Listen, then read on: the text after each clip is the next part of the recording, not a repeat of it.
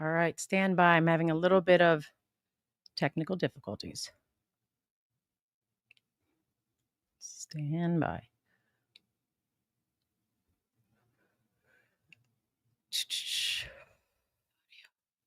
Oh no. Okay. All right. I'm working. Family things.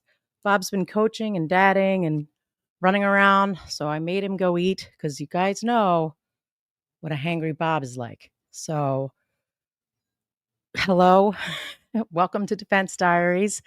I am your co-host Allison Mata, and we are here with our coverage of the people of Colorado versus Barry Morphew.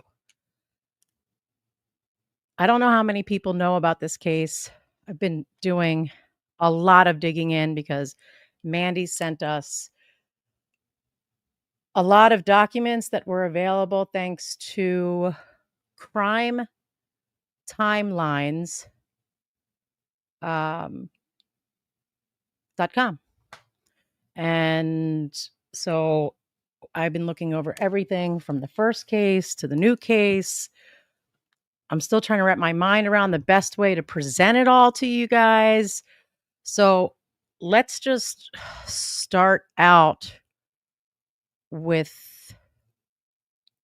I guess the simple stuff about Suzanne Morphew. She was married to Barry Morphew. They had 2 children, Macy and I should have this right in front of me, but of course I don't. Mallory, I'm pretty sure. Yes.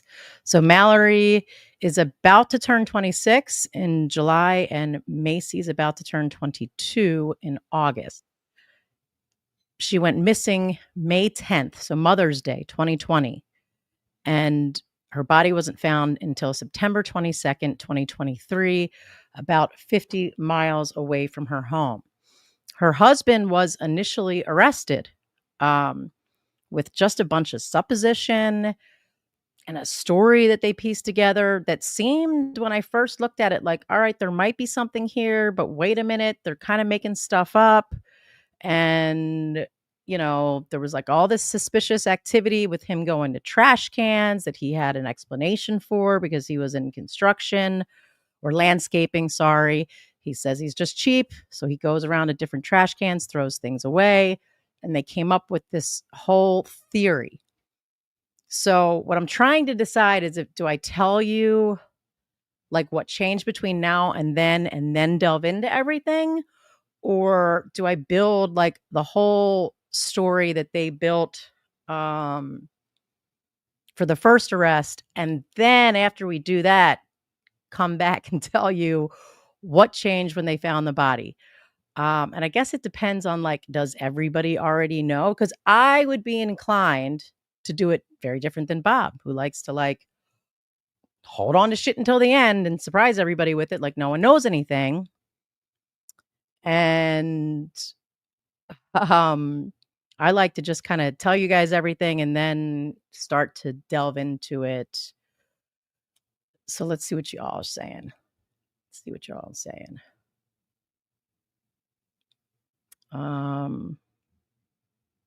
Do the first, then the second. Go backwards. I'm new. Read the indictment for the recent arrest. I mean, that tells you everything.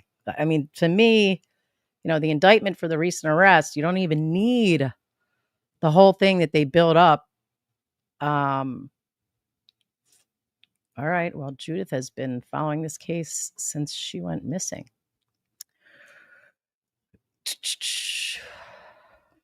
His videos are crazy. I think the second way, I don't even remember what the first and the second way was anymore.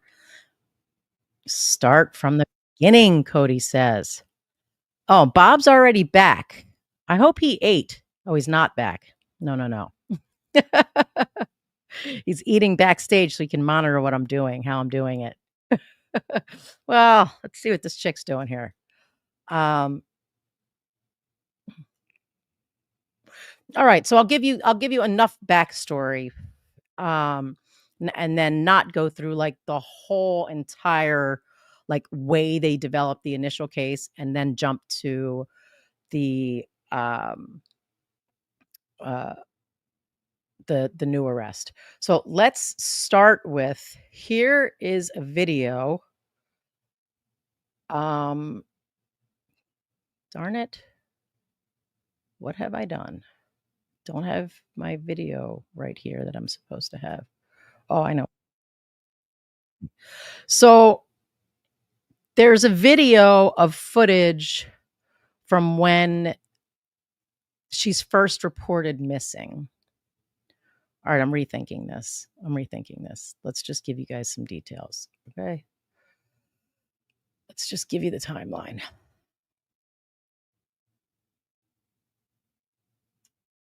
All right.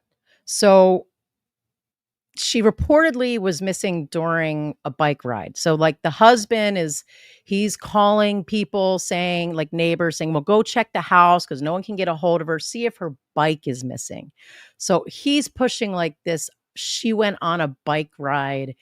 And that's when she disappeared. So no one saw her going on a bike ride. Her bike was found.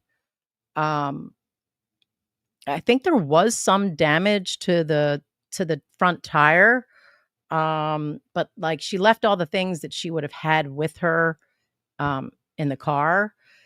Right before this, she had told her husband she wanted to divorce. There's text messages. She's having an affair. She's got spy pens that she's leaving around the house to catch him. Some say, I heard in like the 2020, they were like to catch him cheating.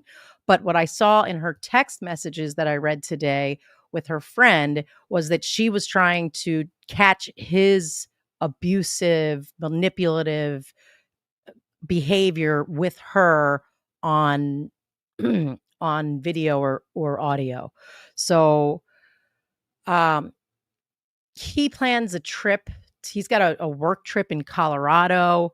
He's got like multiple stops, 5 trash runs. He's changing outfits. He's staying at hotels. So there's all this weird behavior going on the day that they report her missing. And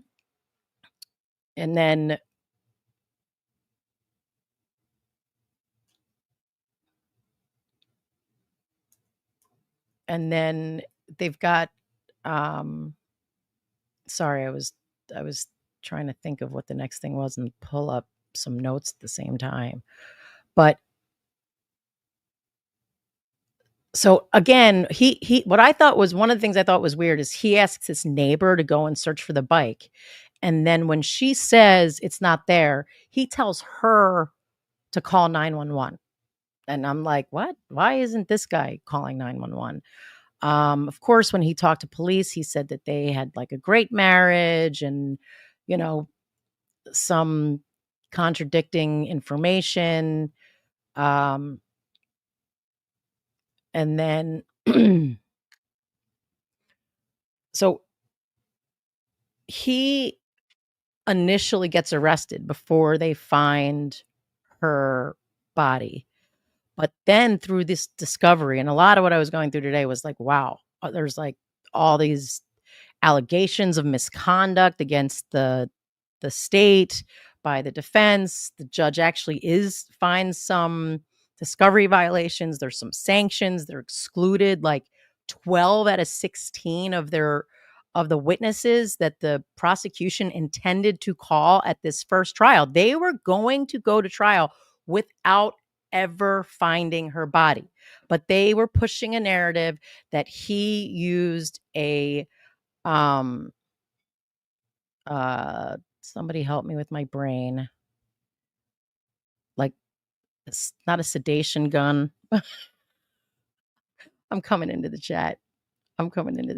Where's Bob when I need help? I know one of you. Yeah, like, but a dart gun filled I with. got a tranquilizer gun, dude. What a struggle bus. This is the biggest struggle bus. Are you just not like reading? So Mandy sent us an amazing, and hello everybody. I couldn't even finish my meal because I was feeling so bad for you. Tranquilizer gun. They got all the people helped me. Well, but I came on and said it before you read I them. know, but we didn't need you. But I think you did, maybe. All right. So Mandy had sent, and I want to give credit. I cited them. Who? Crime Timelines? timelines. But Okay. I don't know that you want me just reading off what they've put. I've spent all evening reading all the I know. So motions. let's do it like this. Let's just give the background of the case, who she was. She had $2. Like, you're assuming everybody knows who Suzanne Morphew is, and I'm assuming that most people do, but maybe there's people out there that don't. So Suzanne was born on April 30th of 1971. She was the fourth child. She had one sister, two brothers. And then ultimately, I'm not going to get into that in terms of who her siblings are. Their father owned a company called Jean's Root Beer in Anderson, Indiana. Suzanne was just 9 years old when her parents divorced, and her mom took a job with an optometrist fitting eyeglasses. It was a job that she loved. And this is all, again, coming straight from crimetimeline.com. So Suzanne ended up graduating from Alexandria Monroe High School in 1989. Oh, one year after me. And went on to Purdue University, earning a degree in elementary education and graduating in 1994. Suzanne and Barry grew up in the same hometown of Alexandria. It's nice to have that background. So same hometown, and they met in high school. So high school sweethearts makes this even more tragic. Suzanne was 23 years old when she married Barry Morphew on August 5th of 1994, shortly after graduating from Purdue and earning her degree. All right. They were married for 6 years. No, I'm doing this. Okay. I don't know what you were doing, but it was painful. It just was like, I'm like, what? Like, just let's give the background. Let's give the background, and then we can get into all of the meaty stuff. It's nice to know the backstory. They were married 6 years before welcoming their daughters into the world. Mallory was born on July 4th, and Macy was born on August 28th, 4 years apart. The mother of two went missing on Mother's Day, of all days, May 10th of 2020, and hasn't been seen since until her body was found September 22nd, 2023, about 50 miles away from her home. No, I'm not hangry. I'm helping my wife out. Trust me. Well, I I just ate. How could I be hangry? I don't know. I couldn't shake Allie's confidence if I tried. No, she can't. But I do have, like, I did do a timeline so that we're not just reading other people's, information. I mean, that's how people get timelines, is they use other people's information. I mean, somebody else compiles it. Right. So do you guys want to do the, like, their timeline's pretty good. Do you want to use it? Well, Just I mean, we can keep going that, we've got that they were married in 1994. I told the people that they have two daughters. Mallory is going to be 26 in July. Macy's going to be 22 in August. They moved to. All right. So here, are you opposed to just throwing this timeline up so people can look at it? Because it's really good. And I have no idea what's timeline. appropriate. To me, it seems inappropriate to just pull up someone else's work and use it, but I don't know the rules of this. Wait, if I'm giving them like complete and total credit and telling everybody to go to this website because it's awesome, I don't think so. That's what I'm saying. I don't know the rules. I think that that's a rule. I think that that's like, as long as you're giving credit, it's not like it's like, I mean, they put it on the internet to be used. All right. Well, then I've got it. I mean, I could just read it. I don't care. All right. So No, I'll stick it up. Or I could stick it up. I have it up. Too late. Yeah. So again, this is crimetimelines.com. It's a great website. They don't just have Morphew. They have a lot of cases. They do a ton of work. I actually sent them a buy me a coffee tonight. Oh, good. Good. I'm sure if we were to ask them, they would be more than happy. And if they, if they're not happy, they'll strike us. All right. So I'm gonna I'll run through it. All right. So in December of 1999, Barry and Suzanne purchased their house in Arcadia, Indiana. In this house is where he dug a hole in the yard and buried everything that he didn't want to move to Colorado. It's a little Weird. strange. Yeah. Skip to 2003. Barry starts a landscaping business, and Suzanne was a school teacher before leaving the job to raise their two daughters, Mallory and Macy. Skip 10 years. So they're married 10 years. November of 2013, Suzanne inherits $208,000 upon the passing of her mother. 3 years later, in August of 2016, Suzanne inherits $217,000 upon the death of a grandmother. April 12th of 2018, the Morphews purchase 19057 Puma Path home for 1.57. So $1,575,000. They've moved to Colorado, obviously, at this point. In 2018, Suzanne's cancer, Hodgkin's lymphoma, returns. That's when they moved to Colorado, is after that. Oh, is Puma Path not the Colorado house? I don't know. I think it is. I thought it was. Maybe they bought it before they moved because it was all because this is like Because it's all close together. Yeah, because they must have closed on that house, and then ultimately June 1st. So they close in April on the house. June 1st, Suzanne and Barry moved to Colorado from Indiana, hoping for a fresh start and to be closer to their oldest daughter, who I believe is attending college in Colorado. So August 14th, a few months in, Barry starts another landscaping business called Sunset Farms LLC. September of 2018, Suzanne sends, "Howdy, stranger." She sends a message to her old high school friend, Jeff Libler. I think that's who she ends up having the affair with. That's 100% who she ends up having the affair with. Yep. So in November of 2018, Suzanne visits her best friend, Sheila, in Indiana. Suzanne shared intimate details about her failing marriage over text message and phone calls. While Suzanne was at Sheila Oliver's house, she had stepped away from her cell phone to use the restroom, and Barry tried calling her several times within a few minutes, then tried calling Sheila, then tried calling Darren, who I'm assuming is Sheila's husband. So he's showing signs of jealousy right there, right? Like that's a move like, oh, you're on this trip, I'm hitting you up, making sure you're where you say you're going to be, you don't answer your phone, I hit up the friend. Like that, like to not even be able to wait, and you're putting the call into the buddy like that quickly, and then the buddy's husband, Right. you got some real control issues there, right? Yeah. Jealousy, Unless like one of the kids are hurt or there's some sort of emergency. There's But no need to yell, Kraken. It's control and jealousy. They go hand in hand. but agreed, it shows both. It definitely shows both. So skip to December 25th, Christmas of 2018. Suzanne found Jeff Libler's LinkedIn account and sends a message. "I'm worried sick about you. Are you okay?" And that's a quote. Libler responded to the message and they began talking again, first in a platonic way. Then their relationship progressed again. Libler said that they communicated through FaceTime, but did not physically see each other in all of 29.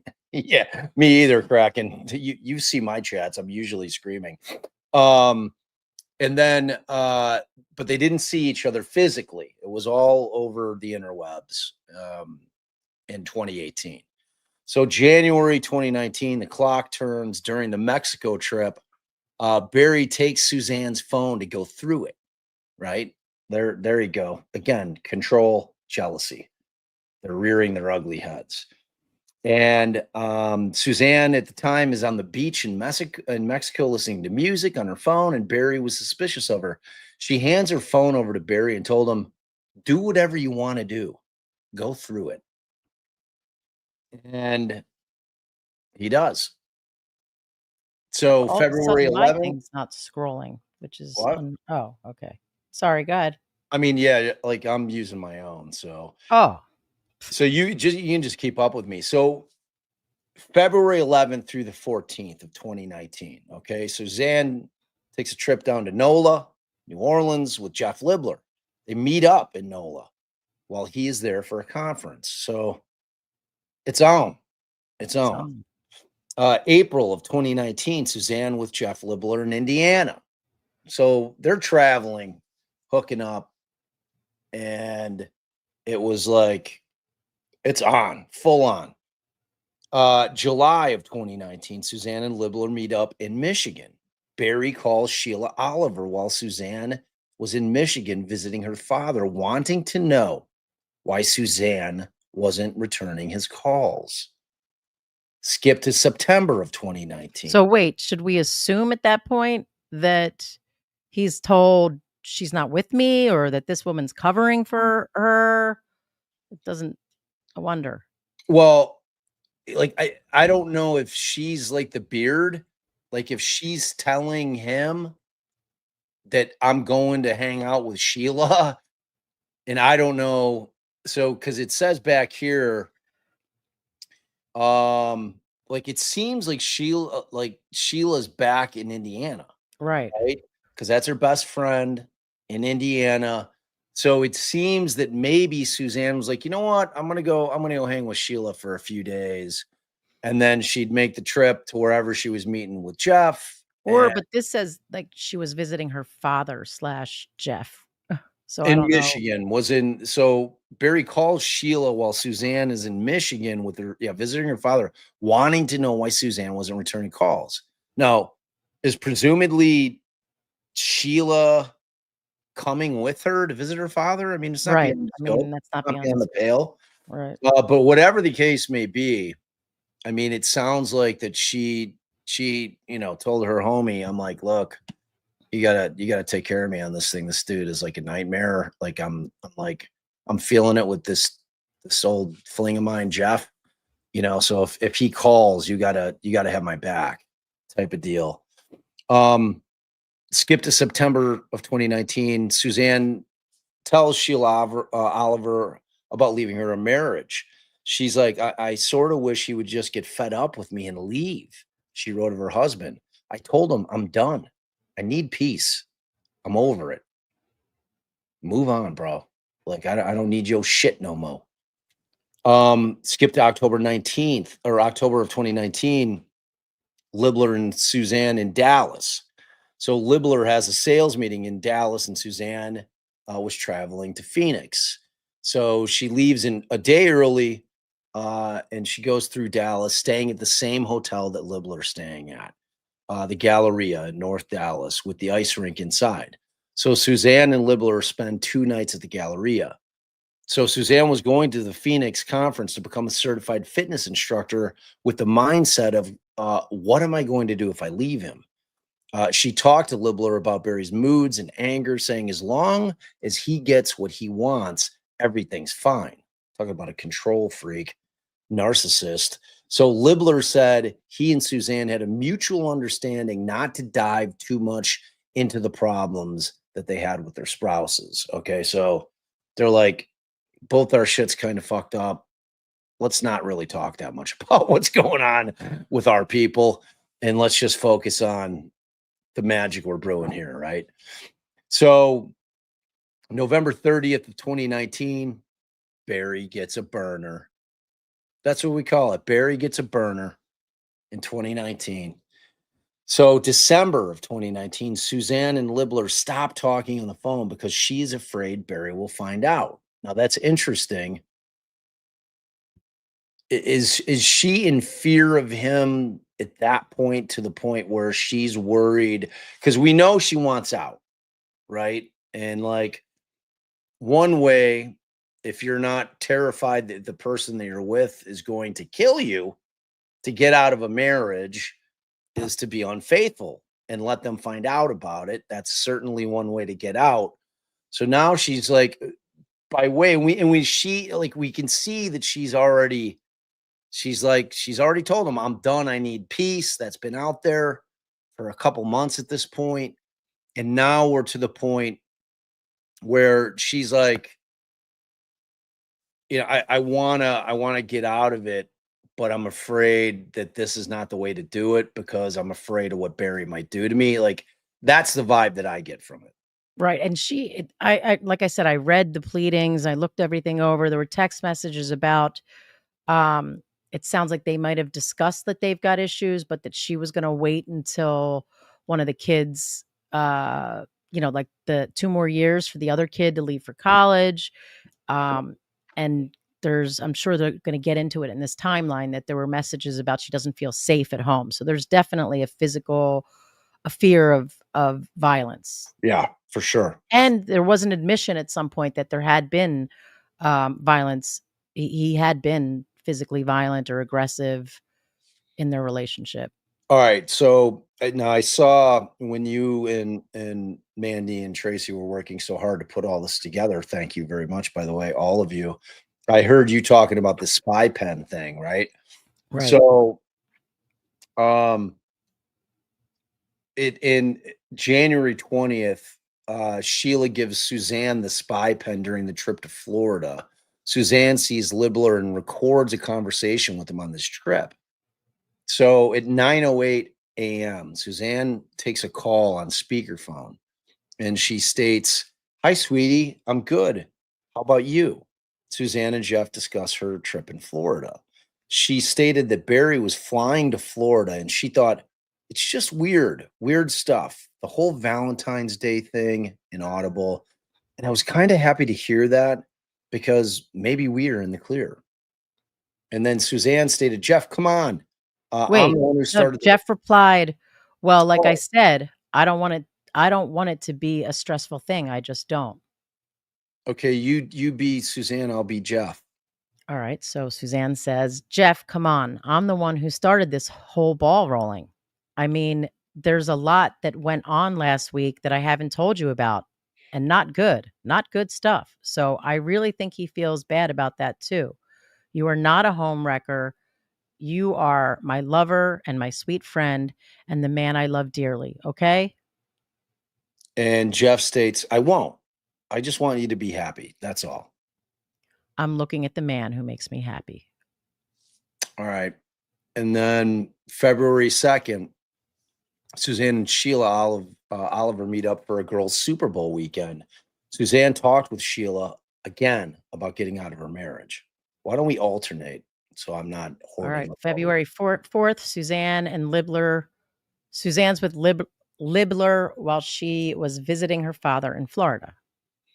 And then March 22nd of 2020, Suzanne places her recording pen in the truck of Barry, or Barry's truck, as he takes a trip to Pueblo. Now, the pen recorded him listening to multiple episodes of Forensic Files. I mean, I'm just going to tell you, I read the motions to exclude this stuff. Yeah. I mean, it sounded like he listened to that like he had on HLN, and Court TV all the time. And they just picked out, suspicious episodes and was like, he was listening about forensic things. And this is how I got this idea about the bike. Who knows? Yeah, I mean, I agree. Like your cherry, obviously in retrospect, it looks shady as fuck, right? But in reality, like how many people in chat watch Forensic Files? Right. You know what I mean? It's like we're all true crime weirdos. So like Barry might have just been a straight up true crime weirdo, or he was doing a lot of homework. So the pen records him listening to multiple episodes of Forensic Files. Specifically the murder of Vicki Lynn Hoskinson, who went missing after riding her bike. Well, that's strange. So Hoskinson's sister finds the bike and discusses it, how it was found in the middle of the road. A phone call is recorded between Barry and Suzanne, in which Suzanne calls Barry Shirley, his mother's name, after he tells her how to cook.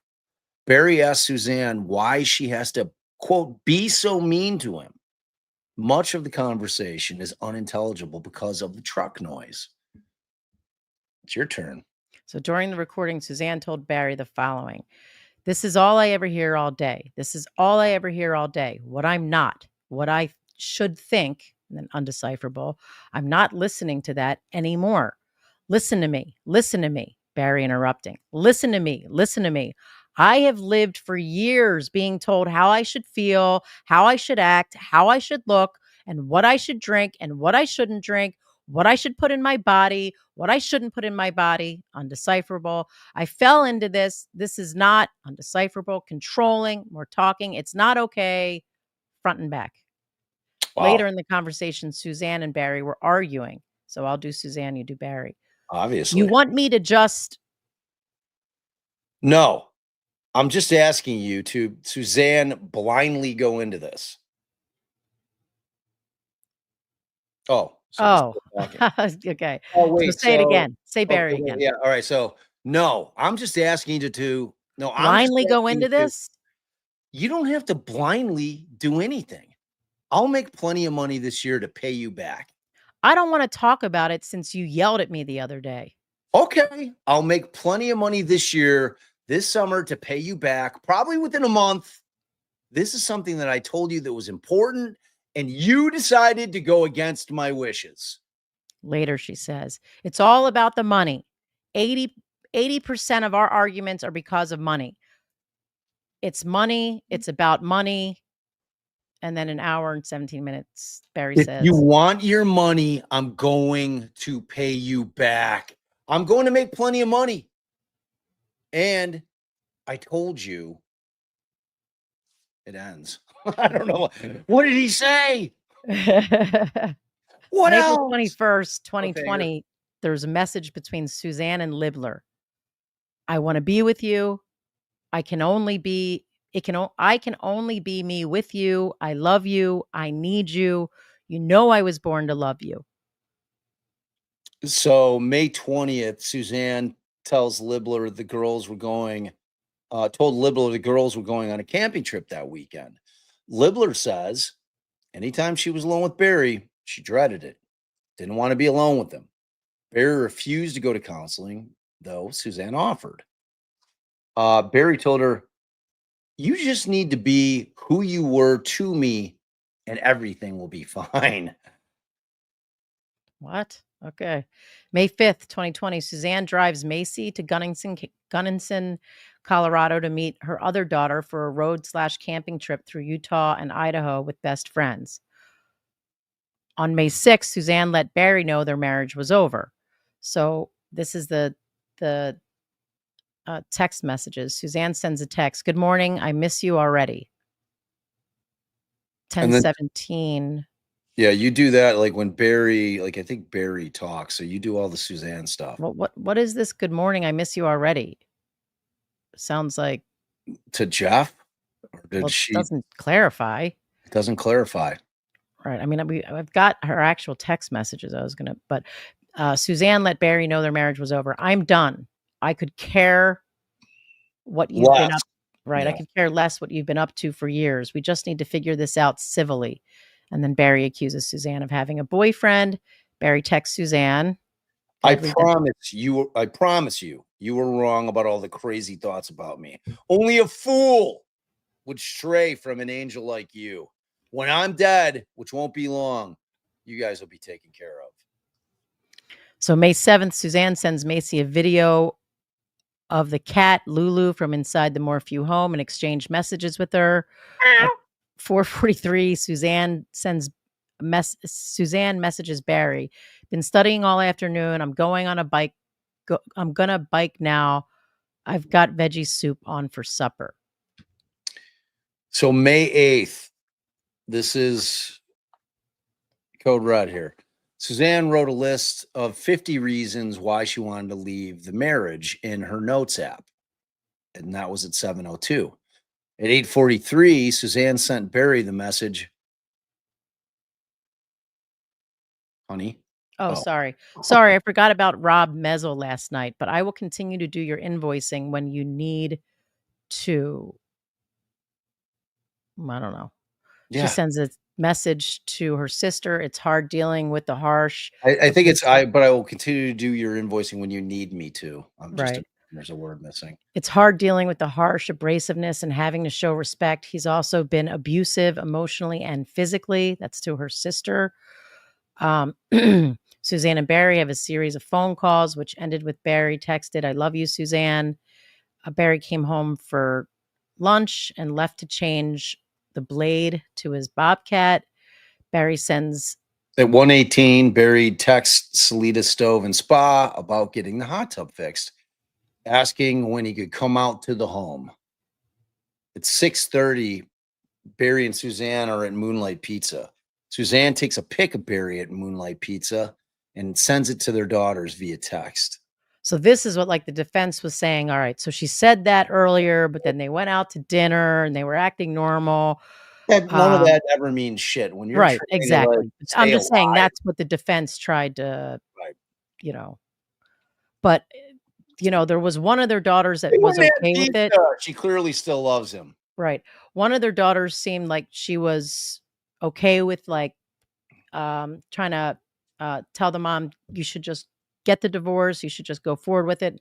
The other one, at least in the messages to Suzanne's friend, Suzanne said, just wants her parents' old selves back again, wants things like it used to be. So this could just be to help the kids, Yeah, so while they're out dining on pizza and Suzanne's romantically looking into Barry's eyes, at least according to the defense, at 7:15 p.m., the minute she gets an opportunity, she hits Jeff up as soon as Barry's away from the table. He's gone for a bit. At 8:50, Suzanne Morphew's Facebook code resets. Yeah, Ruh-roh. right. That's crazy. All right, now this, I'm assuming, do you have these? Do you want to go through, like, these are the actual text messages? No, I think that I think that we did that. I think we should go on to All right, well, like, we can't stop now, right? This is like the day before the disappearance. Or do you want to handle it by wait, going what do you mean? through? What do you want to go to? Well, there's the timeline of the day before the disappearance, May 9th. All right, I'll pull that up then. I mean, it just keeps scrolling down. Babe, I have these all on PDFs. I don't have up their site. Oh. Oh. Yeah, we're definitely, Amber, we're 100% going to read the new indictment.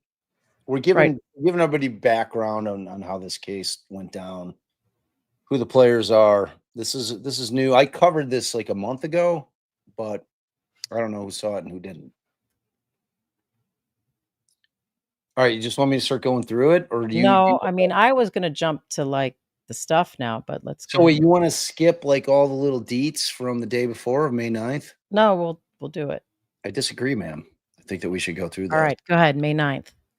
All right. So this is the day before D-Day, Disappearance Day.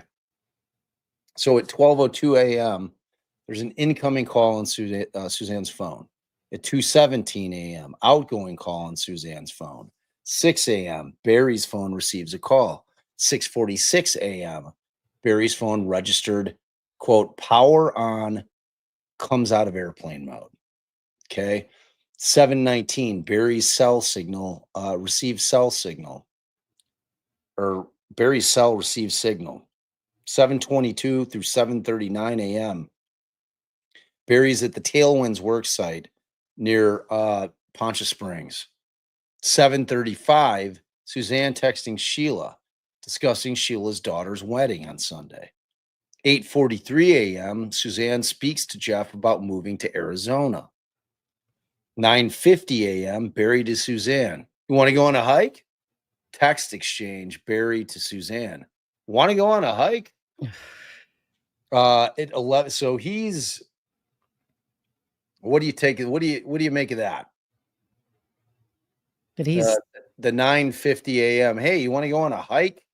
I mean, I don't know. I don't know if he's planning to kill her right then, and that was his first plan. Huh? Obviously, he's planning, like he's asking her to go on a hike. Like, clearly, like this is the day before she disappears. Right. At least in my world. I mean, if I'm prosecuting this case, I'm pointing that out and be like, that's when he was trying to take care of it right there. But she's no fool, you know. So at 11:14, Suzanne receives a second password reset from Facebook. Previously reset was while Barry was down by the river on the evening of the 8th. So Barry's like all up in her shit. So at 11:15 a.m., Barry tells Morgan Gentile that he could, quote, bury a body and it would never be found.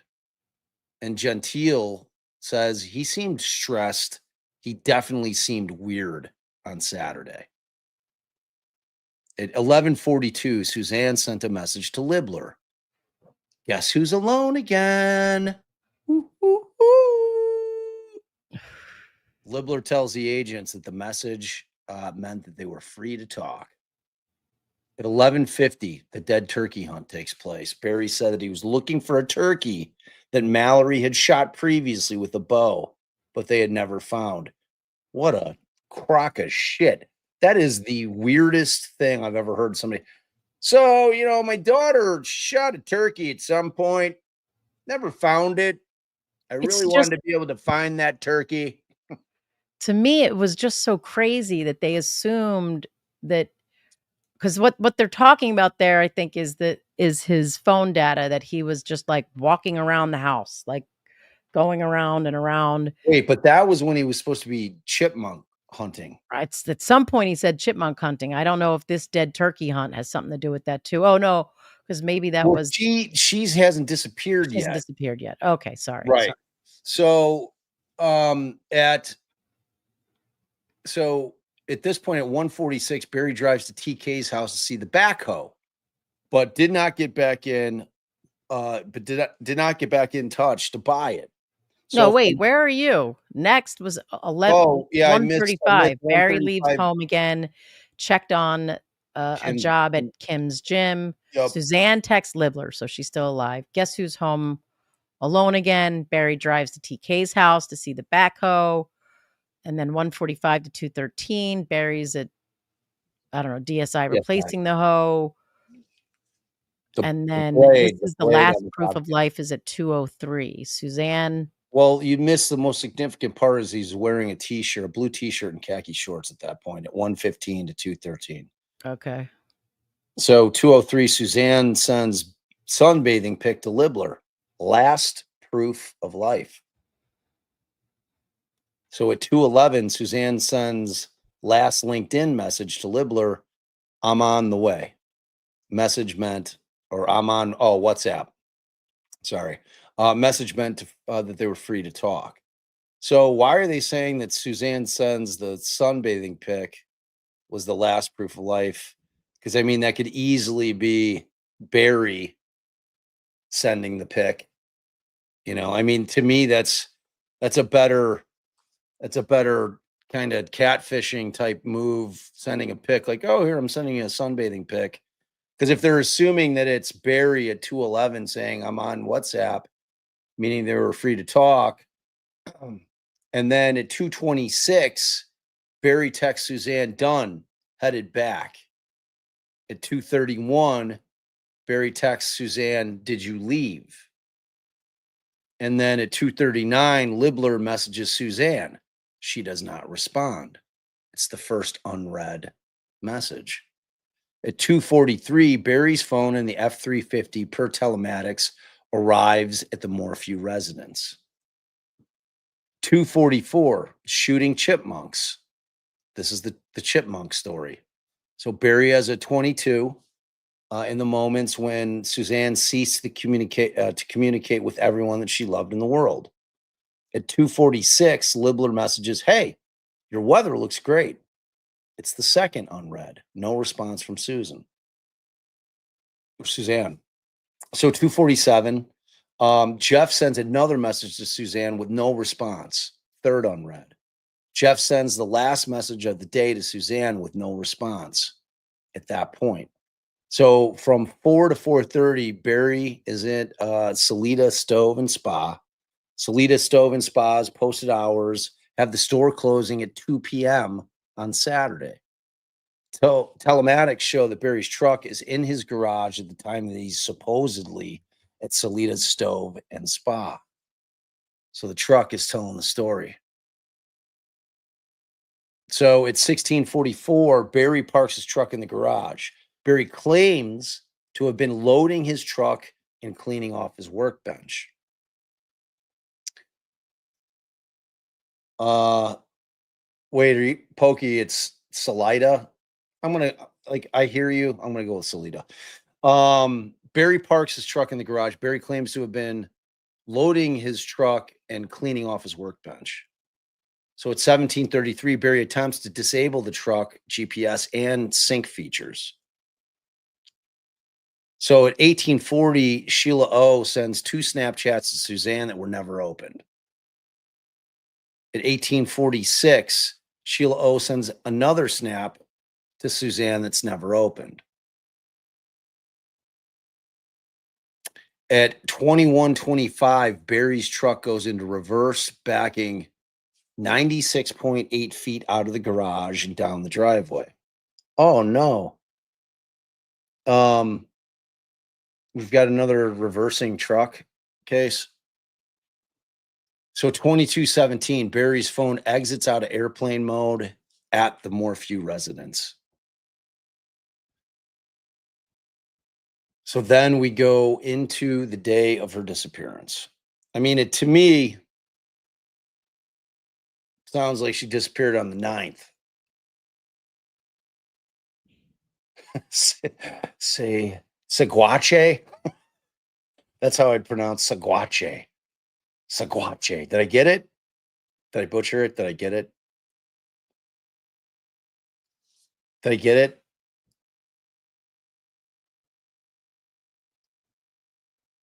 I'm waiting. Did I get it? It'll be one of those rare times I read. Oh, Brian says, say it right, Bob. It's some of our homes. Where? Salida? Did I pronounce it right that time?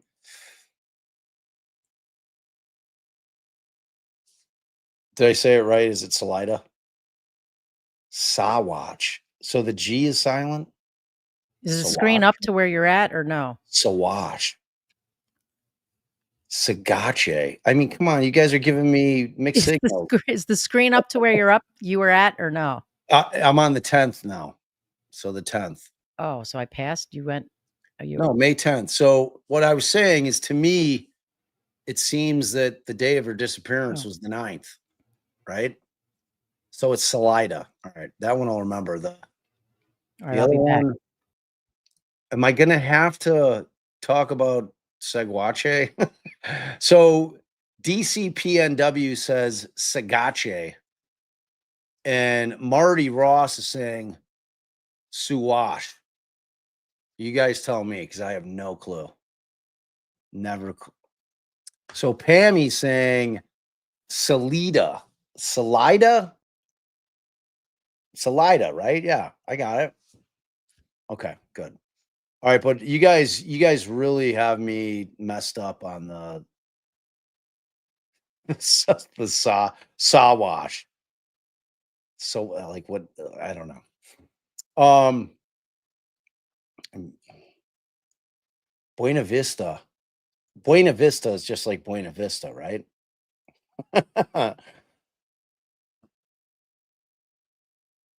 Salida. All right, Salida, I'm clear on. You guys quit telling me how to pronounce Salida. I got that one on lock. That is on lock for here on in. The Spanish word for proper pronunciation was policy. Yeah, I mean, I'm like a phonetic guy, so I always pronounce things salida. Yeah, because I mean, if I was speaking in Spanish, it would be salida. But I'll go with how you guys pronounce it. I mean, it's kind of like, if everybody pronounces something, even though it's not technically how it should be pronounced one way, then that becomes a pronunciation typically. Okay. Yeah, cases that have they're in the kind of the northwest or the southwest rather, have some challenging names. That is for sure. So like Colorado moving west, New Mexico, Arizona, a lot of indigenous type names and Spanish names. Spanish I'm usually pretty good at. You know where else had a lot of indigenous street names and was Pennsylvania. Lots, lots. Okay, so let's talk about the 10th. Like, how would you guys agree that it really sounds like Suzanne really went missing on the 9th, right? I mean, like we have to think that I mean, she's radio silent. right? She's completely radio silent on the 9th. I'm not sure why in this particular timeline they're saying that their day of disappearance was, I mean, that's when she gets reported, I'm assuming, but it seems like she went missing on the 9th to me. That's when the dirty deed was done. So May 10th from 3:25 a.m. to 3:52, the doors of Morphew's truck are opened and closed repeatedly. Sus. 3:58 a.m. Barry's phone moves from home to near where Suzanne's bike is found. Super sus. Morphew's cell moves from the house to near 22550, where the bike is found by Carol McKinley. At 4:23 a.m., Suzanne's phone pinged for the last time with a general location about 11.5 miles west of the cell tower in Poncha Springs, Colorado. Did I say that one right? Poncha Springs. The cell phone has never been found. 4:30 a.m., Barry tells investigators that's when he wakes up. 5 a.m., Barry tells police that he left for Broomfield to fix a retaining wall for his landscaping company. He said that he left Suzanne sleeping soundly in their bedroom. Sure, Barry. He was the last known person to see his wife alive. From 5:38 a.m. to 6:56 a.m., Barry was near Bailey on his way to the Broomfield job. Barry's phone exits airplane mode while he's heading to Buena Vista, Colorado. So we've got about an hour, just shy of an hour and a half there. So at 8:41 a.m., Barry tells the police that he's trying to text Suzanne, "Happy Mother's Day." Sure, fuckhead. I'm sure you are. And he gets no response. What a sick fuck. But adds that this was not unusual because cell service is spotty around the Morphew home. What if you're not on, like, is he talking about the general area out of Wi-Fi range?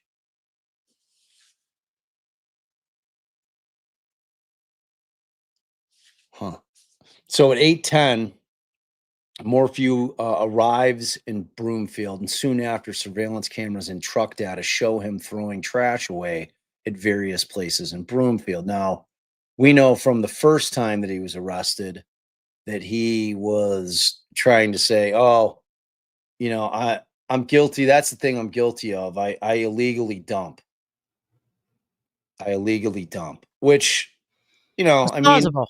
it's Was that's plausible. plausible, especially if you're in landscaping. Like there's a lot of Hey, refuse. pre-body being found, I thought it was all plausible. Yeah, Allie was like, she didn't know about the body being found. She didn't know about the BAM being Well, you found. don't need no one does yet. We haven't gotten to that. Oh, spoiler alert! Spoiler alert! My fault. All right, you want to read some? I've been hoarding the timeline reading. I mean, I'm at almost over, right? Finally. what, the timeline? I love the Yeah. timeline. Timeline's good. You just said finally. You can't walk that shit back.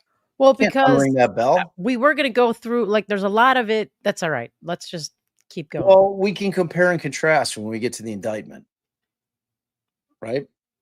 Yeah. I mean, the indictment doesn't need anything more than what is discovered when the body's found, really. Yeah, I Like, know. It's good. It's really good to build the case from the ground up, though. You can't just skip right to the gotcha moment. right.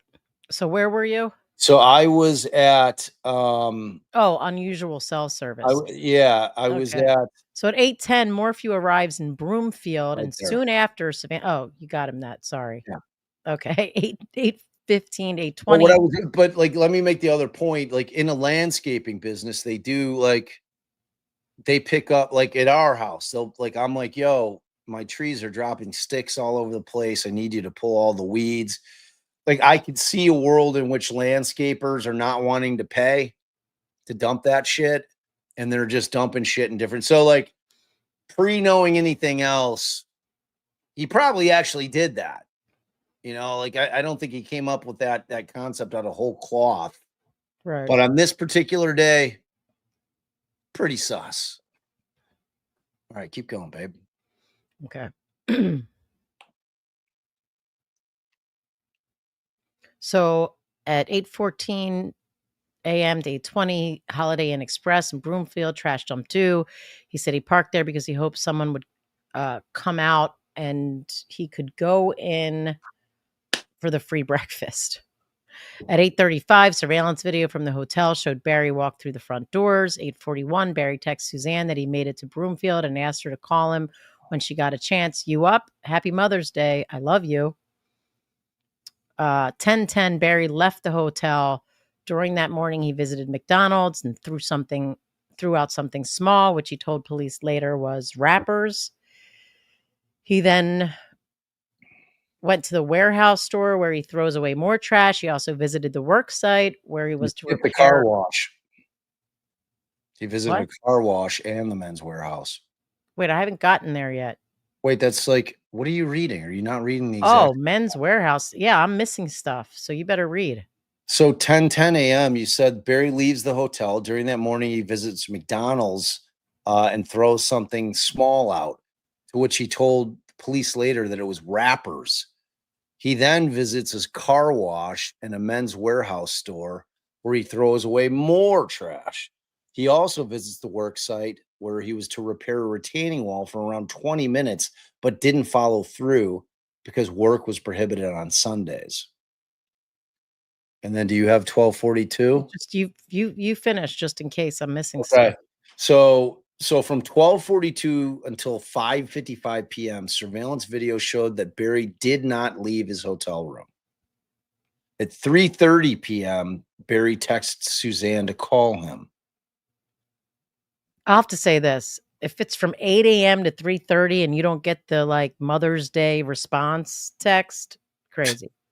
Okay, if I am for some godforsaken reason, not with the love of my life on Mother's Day, the mother of my children, and I'm out doing some bullshit, like not actually doing jobs in Broomfield, and I'm like trying to, hit her up and say Happy Mother's Day, and she's not getting back to me, I'm thinking I need to drive home right now and see what's up. Like, Right, but at this point, you could also say, "Oh, they're not getting along." I'm talking about in a regular world. Oh, yeah, regular world. Gary's trying to play it like everything's fine. Right. Yeah, he wants to go on a hike. He wants to Right. So music. if you're playing like everything's fine, then the proper move would be like, all right, well, if everything's fine, I'm gonna bring my ass home and make sure my wife's okay, because it's pretty weird that my wife's not like, oh, well, thank you. I appreciate that. Miss you, love you, whatever. If you get no response, it's radio silence. Right. You make the ride home. I mean, it's like Broomfield's like what, an hour and a half, y'all? I think they said 50 miles or 50 minutes. So yeah, so that's an hour. I do that on my head every day. All right, go on. Finish this up. Okay. All right. So at 5:15 p.m., neighbor Gene Ritter calls Barry to let him know that Suzanne is missing. Wait. Yeah. 3:30. We got 3:30. Barry texts Suzanne to call him. But it goes to 5:15 p.m. That's when either Gene or Jeanne Ritter calls Barry to let him know Suzanne was missing. I think what really happened was he got the message from their daughters that they weren't getting a response to their Happy Mother's Day communication. Then he calls the neighbor and asks her to go check on her and see if her bike was gone. So then he must get this call that she that makes way more sense. Like, and then he tells her to call 911. The neighbor. So that would have been like, I don't know why they skipped that part, because that's pretty critical. Like that's another play, right? Like I'll hit up the neighbor. I'll tell her to go check. Right. I know she's not going to find Suzanne. I know she's going to find her bike missing, but the Range Rover's there. Okay, so her bicycle's gone. Range Rover's in the garage. Their daughters, Mallory and Macy, are on a road trip with one of Mallory's friends. And we're also not getting responses to their Happy Mother's Day communications. I could be wrong. Maybe they called the neighbor and asked. That just seems strange, though. Well, that's like, who's they? You mean the girls? The girls, yeah. I mean, yeah.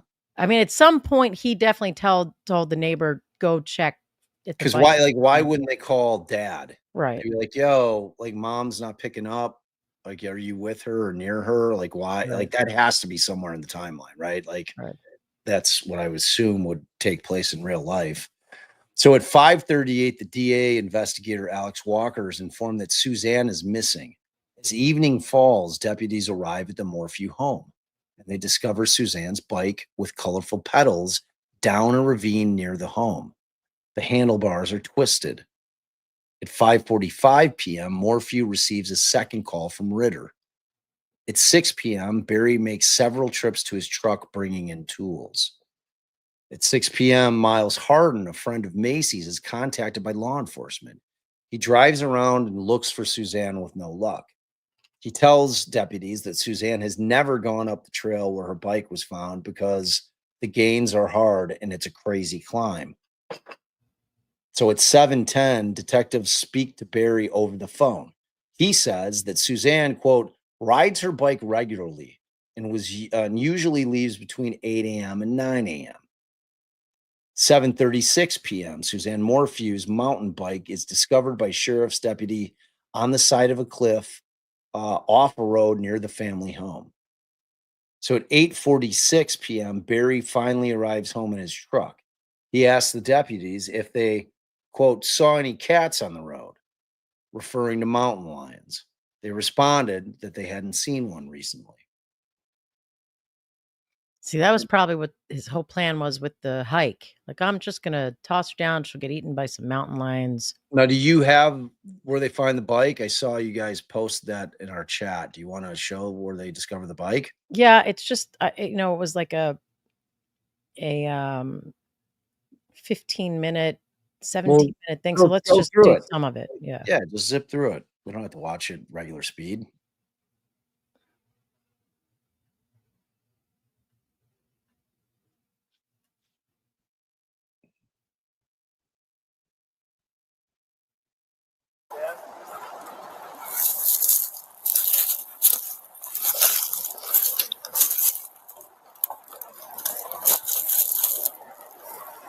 Yeah. Maybe see if you can get that up the road and then check the serial number or call the husband and see what kind of bike she has.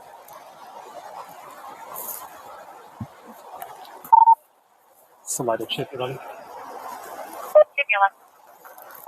Can you try to call the husband and see what type of bike she has? Right now I'm staring at a Santa Cruz moving color.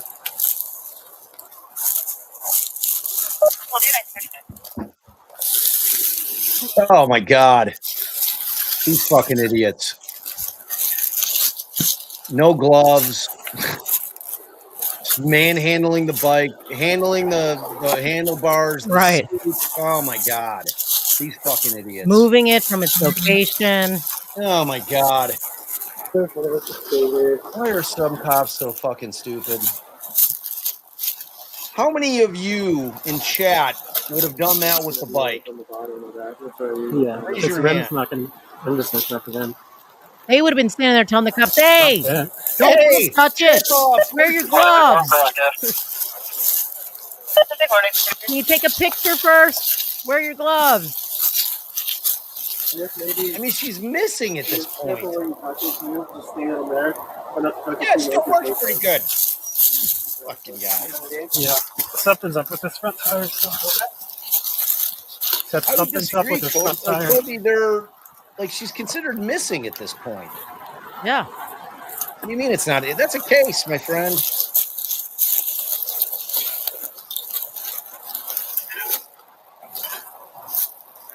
See, he says something's up with this front tire.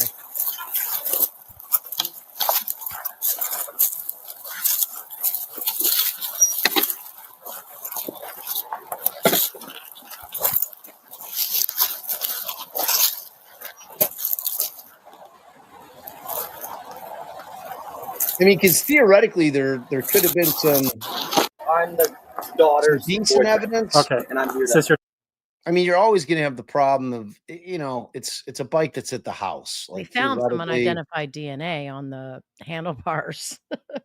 yeah. I wonder whose it was. Oh, because it matched up to CODIS to someone who had 3 sexual assaults. No, I thought that was on the glove box in the car. Oh, maybe glove box and helmet. Yeah, maybe on the But I thought helmet. there was, I thought I read that there was also DNA on the. All right, we'll get to that. Like, All right, right? so, That's coming up. Truck, that's my truck. All right. Somebody should be driving them around. I got some here. So you haven't seen the mom at all, have you? Yep. So the 2 daughters are gone right now at the moment. The dad is in Denver for a job, and they text her because of Mother's Day, and they haven't heard. The text never went through, like it never delivered since this morning. And she's a big mountain biker. She normally takes her car, and her bike's normally in the back of that. It's gone. Was this open when you came here? The neighbor was here that opened it, and then she shut it, and she went back to her house. Her house is right over there. Okay. And then I came back and I opened it to come in the house. Okay. Yeah. Have you looked in the house? I have. Yep. All right. You looked through everything? Yes. You haven't found her? No. Okay. All right. What time did you get here?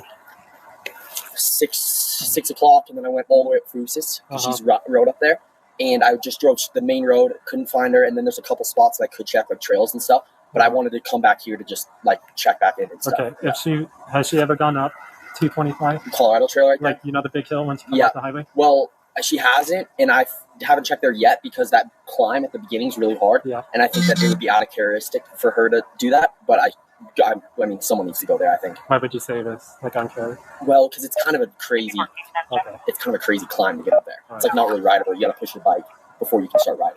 All right. Yeah. Do you have a driver's license? Yeah. It's in my truck. Here's my dad pulling up. That's your dad? No, My dad. clearly Okay. this guy obviously does not, That's even though true. he was in the house and looked around and he was granted access So by this the is one of the neighbor, daughters. he doesn't have the authority to allow them in the He's house. saying it. No. And now, I I mean, think that he probably exigent got access circumstances. from he's the boyfriend. He probably knows the code to get in the garage. he's the boyfriend of one of the girls. Yeah. Yeah. Be out of ordinary for her to travel out that way. So you got her bike down there. Wait, where did they find her bike? The bike's leaning up against the sheriff's vehicle. Yeah. Do we know what she was wearing in reference to the jacket? Do you know what she usually wears when she goes riding? She has a couple different sets of clothing in terms of what she wears riding, so I'm not sure exactly what she put on today. Okay, what are some of the outfits she wears? Blue shorts, like Okay. turquoise blue shorts. Can you pull her She up on has Instagram? Yeah, she has a blue pictures? helmet, which she always wears. Okay. Like turquoise blue helmet. You guys have her bike though, Yeah, we do. but not her. Not her. Where'd you find her bike? Off of that road that I was asking you about. Oh, How you said it was in on Chavano, Just right out here on the road. right out there. Okay. Right where you thought. Where that road takes off up the. She wear any jackets? She probably would have had. What kind of jackets does she wear? I mean, a windbreaker. A windbreaker? I don't know what color. I saw her, I mean, we don't even know what time she left today. Yeah, but they have cameras. they have cameras, but they've been out of commission for a while. Hey, Levin, can you get a list of the So her trails that bike she was close to the went? road. In the pleadings, I saw that she turned the cameras off because she thought he was watching her. That way, if we get search and rescue out here, they can focus on those. Yeah, I'm working on that right now. What were some of the other trails you said? She rides up Boosters and Yep, she rides up Frusis. Normally, when she takes her car, she goes down to the what's that road called? That's right down at the gate. Goes up to Norfolk Lake. okay, what about around here? Since she didn't take her car, she clearly Okay, left from so here. she would have gone up Frusis, I assume, or to the No, Colorado across the Trail. you go straight across the highway. that The trail? Colorado Trail's Yeah. right Yeah. there. Okay. So you can go up that ridge there, Yeah. and that gets on the Colorado. And did you just let him know about it? Do you live in the area? No, he dates. Her. Right. Yeah. So he called you and let you Well, we were talking to their daughters on a road trip. We were talking to them downtown, know? Okay. and then I said, "Yeah, why don't you run up there and see if you can't find her?" Yeah. And so then once he'd been gone a while, I drove up here. I know this is a weird question, but do Barry and Suzanne get along pretty well? You can answer. Honestly. You know, I think they've had some problems. Okay. Yeah, in the past, Like just normal. normal husband and wife type deal. I would They say. like talk about separating or anything They like have, yeah. that? Okay. I would, yeah. And you know this through. Through Macy. yeah, I'm very Macy. close with her. Yeah, it's her daughter. important that you I know. tell them anything that you know, like that. Yeah, and he is in Denver for a work job. He's a landscaper, and he's got a big job in Denver. So that's where he is at right now. Okay. And Macy and the older sister Mallory are on a road trip. Where are they?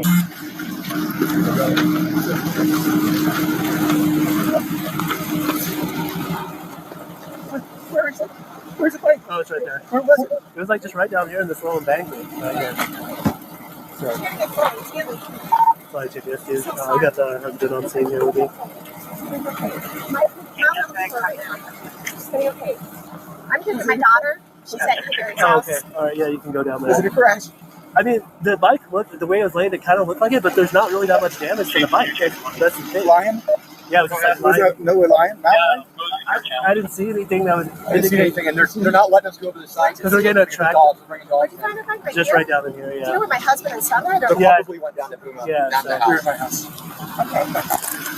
Okay. And Barry, just I know this is tough right now. Do you mind if I just get your driver's license for our record stuff? Search and rescue's on their way. Hey Barry, then I'll probably need your help to kind of tell me some of the trails that she frequents, so we can backtrack some of that stuff. Yeah. You know what I mean? I'm sorry. Oh man. And she's an avid mountain biker, right? It's just started about 2 months. She's been there. And just a confirmation, you left this morning at 5. Okay. And she told you she was gonna go bike riding? She bikes every day, yeah. Okay. She's gonna bike and she gets up. So she was asleep in the bed when you left. Did you say bye to her or anything? No, she's asleep. Okay. Always leave it. So the last time you probably actually saw her was this morning. That was it, right? Yeah, I've been there. So I got Big Scott up there. I've been there all day. I'm sorry. No, it's all good, man.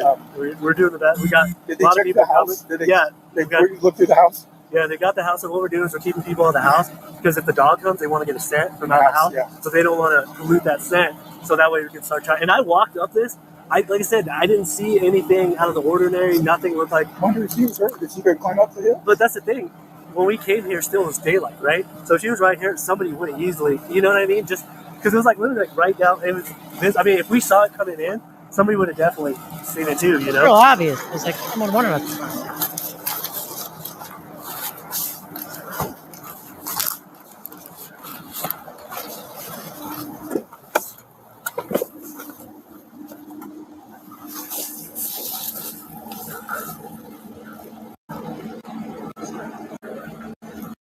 Down at that residence, or So hold on, let me get this in and I'll get right with you. okay, no worries. Hey, Barry. Besides, I know the bike is here, but what are some of the paths that, or like the trails, like? She rides this road. She rides up to the top, and then she goes up to Lucy's. If there's no snow, she'll go up high on Lucy's. She's went down this one a couple of times. Down this one here too. Yeah. Okay. So double check Lucy's over there too, because I think more than Miles. I think Miles. Yeah, I know. We just want to double check everything. So yeah. Did anybody look for foot tracks on the road? I haven't seen anything really, but Like people tracks? We're lying. I didn't really notice, but I won't lie, I'm not like an expert tracker or something, you know. Yeah, so my partner is actually the one that saw and picked it up. But it was like the top of it was weird because it feels like the top of the bike was like up this way. So maybe flipped. Maybe, I don't know, man. He's telling them what happened. What's the thing about 4 o'clock in the morning? Was that really on the phone? 5. Oh yeah, so we pinged the phone and it said the last activity was at 4 in the morning. Up here? It's off of the Ponzi tag. So there's not any specific limit. Hey, could you not touch that bike with your hands, please? Oh, nice, head. A little late for that. Who's That's the hard right? Was that Barry? Because I've been I wearing better gloves, touch I've that been trying bike. not to. So, that's the hard one. Please. Hey guys! That's the hard one. That's the husband. Because I've been wearing gloves, I've been trying not to. So. Put it in here. Can you fit it in your car? No, but I could try to. My car is with the back is filled with tack here and everything. Okay. Yeah, and the bike was found right there. See that little pink thing right in there. And you can see it on our initial body camera too when we found it right over there, right there by like the tree. So I didn't seem to like distraught. The guy's kind of like going back and like, why didn't they check the recruit? I'm like, we're trying to do the best. Yeah. And this guy, I guess his name's. He showed up on his own. I guess Barry. Hey Barry, are you guys? Are you where are you guys headed? And this guy, that tree. So How's the I act? didn't seem to like distraught. The guy's kind of like Things going a back little and like, why didn't they check the recruit? I'm like, we're trying to do the best. Yeah. And this guy, I guess his name's. He showed up on his own. I guess Barry. Hey Barry, are you guys? Are you where are you guys headed? Okay. Here soon. I'm gonna probably have you come and talk with us more. All right. Thanks, man. And sir, when we go inside, let's just go directly to where something that she's worn today, and let's not touch anything just for in case. Okay. Is this unlocked? Yes.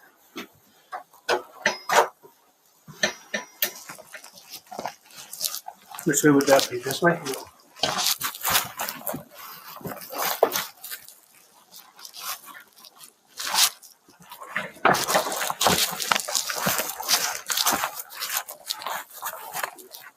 Let me touch anything down there. These are all hers right here. Yeah. Have you got a plastic bag? Or a paper bag. It says sports bra. Oh God, more evidence texts that don't have shit. Any solo cup? Well, Got he's a trying to get a leaf scent blower. for the dog. Aw, family hug. That's for you. That's for you, little miss.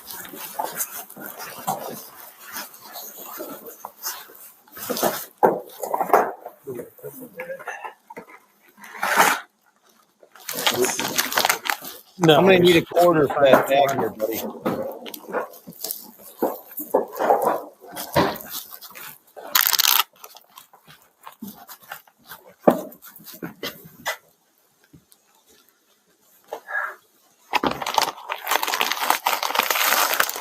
What did he just collect? Some clothes that she's worn recently. How do you turn on the exterior lights? Which light switch is it? All of them, Dale? Yes, you are secure.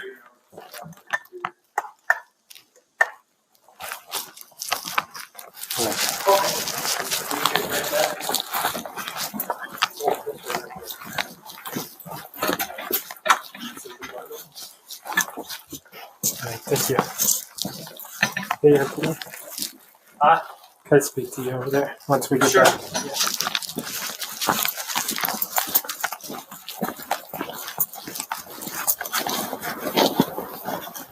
Where are they going? Why are they following the guy with the tent bag?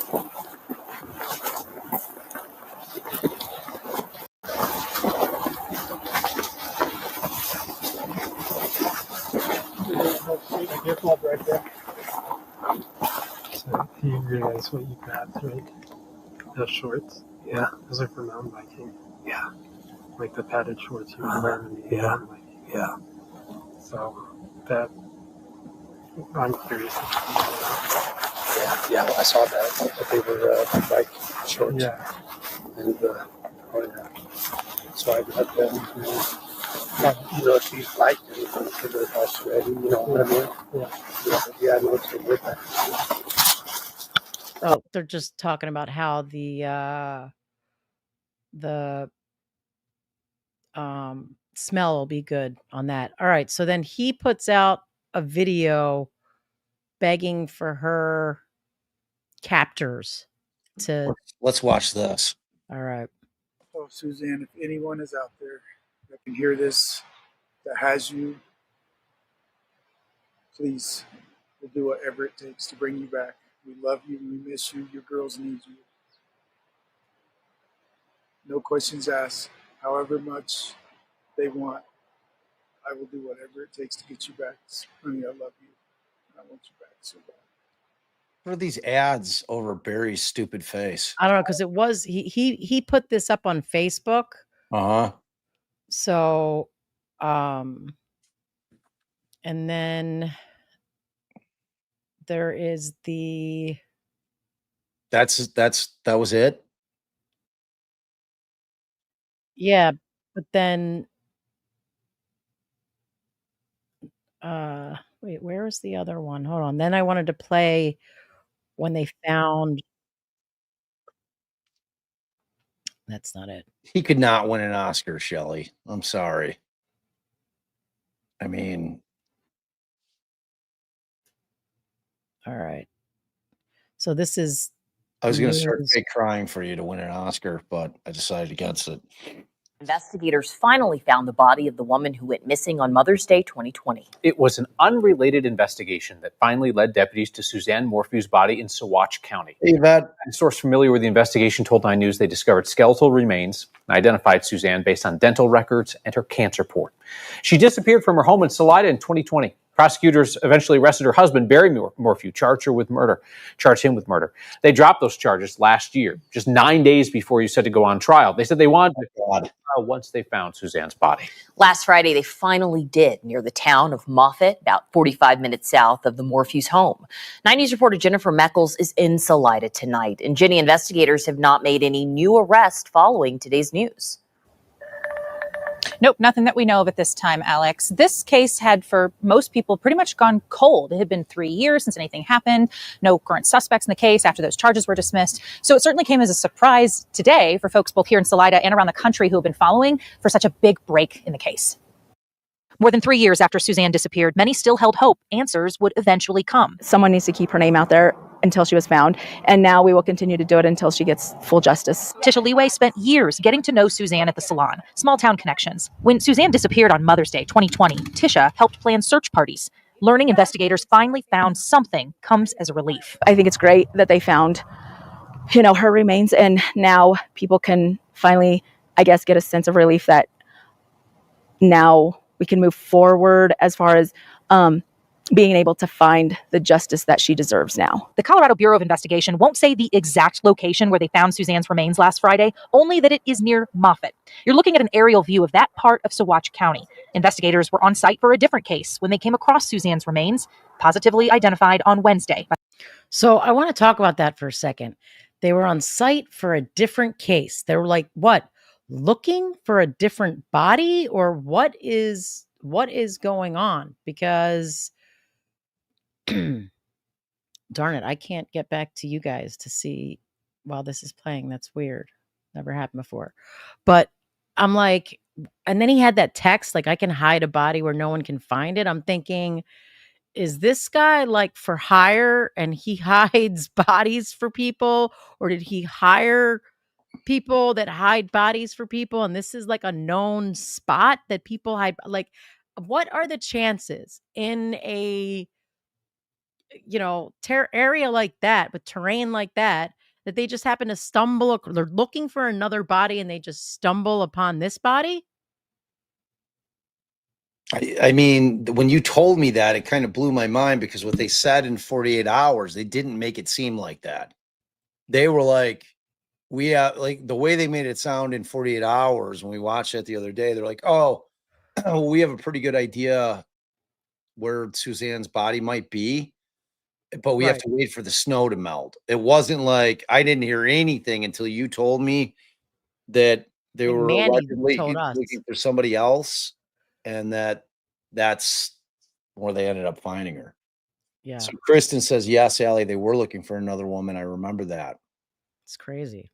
At the El Paso County coroner. The FBI, the CBI, the sheriff's department the sheriff especially department has always said, we need her body to finish this case out. So, my thing is you've got her body, let's finish this case. A huge discovery in this case. Friends hope will finally lead to some answers. First of all, who did it? Obviously, the obvious answer that everybody wants to know. Might have been it. Interesting why? Why did this happen to someone like her? But Suzanne's family today, we were unable to connect with any of them. We also don't know if investigators have spoken to her husband, Barry Morphew. Our team reached out to his attorney today, but when we spoke with her, all this information about finding the remains was actually news to her at that point. That was mid-afternoon, guys. And you mentioned the husband. I mean, we remember very clearly prosecutors saying that this was the missing piece. They needed her body in order to file charges again against him. And I think a lot of people were wondering tonight, will that happen again, and potentially how quickly? Yeah, that was one of the first questions this friend said to me today is, okay, we have this piece. Now what happens next? And does it include him? Mm-hmm. All right. Lots more to come on this for sure. Ginny, thank you. So at this point, investigators aren't talking. Not the CBI, not the sheriff's office, not the Chaffee County DA, who filed the original charges against Barry Morphew. 9 News reporter Mark Salinger walks us through the months of searching and that aborted murder trial. It's been more than 3 years since Suzanne Morphew was last seen.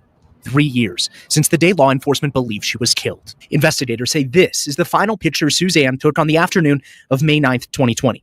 It's the last piece of evidence that shows her alive. She sent the picture to a man in Michigan she was having an affair with. Suzanne was reported missing the following afternoon.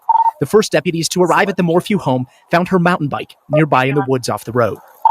Can you try to call the husband and see what type of bike she has? My daughter was at Gary's house. Okay. All right, Her husband, Barry, arrived home that evening after he says he was on a work trip in Broomfield. He immediately, for months, state and federal investigators searched for Suzanne and any clues that might lead to answers. On May 13th, 2020, her bike helmet was found near the road. On May 22nd of that year, the FBI searched through a construction site in Salida that Barry had been working on. I believe the house is just below us right now. In September of 2020, Suzanne's brother Andy couldn't stand by and watch any longer. He organized a team of dozens of volunteers from around the country to search for Suzanne. Each search turned up few results. Please, I'll be right back. To bring you back. It wasn't until May 5th, 2021, nearly a year after Suzanne went missing, that Barry was arrested. And I wouldn't bring charges unless I was confident. District Attorney Linda Stanley charged Barry with murder in the disappearance of his missing wife.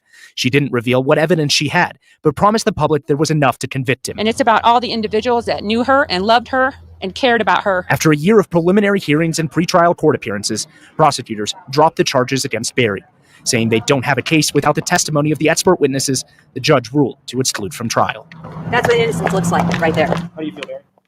Barry Morphew's attorneys just got us a statement while that story was airing. They told us, quote, Barry is with his daughters, and they're all struggling with immense shock and grief. They had faith that their wife and mom would walk back into their lives again. Morphew's defense team says that law enforcement did not notify the Morphew children that their mother's body had been found. They insist that Barry Morphew is innocent. He could be charged again since prosecutors dropped his previous charges before the trial started. If additional evidence points at Barry Morphew, the prosecution's not really going to have any problem at all refiling the charges. The case was dismissed without prejudice. On the other hand, if someone else is implicated, all of the evidence that seemingly pointed at Barry Morphew is going to be used by the defense. It all depends on who, if anyone, the district attorney charges in this homicide case. The DA handling this case is facing an investigation of her own. A state counsel is looking into allegations of misconduct against DA Linda Stanley after a complaint by Barry Morphew's lawyers. Back in April, his attorneys asked the Colorado Supreme Court's Office of Attorney Regulation Counsel to investigate allegations of unethical behavior. That group has the power to discipline attorneys across the state. That same counsel has censured Stanley for misconduct in a previous case. Barry Morphew is also suing the DA along with the state and federal investigators over his arrest. 3 years.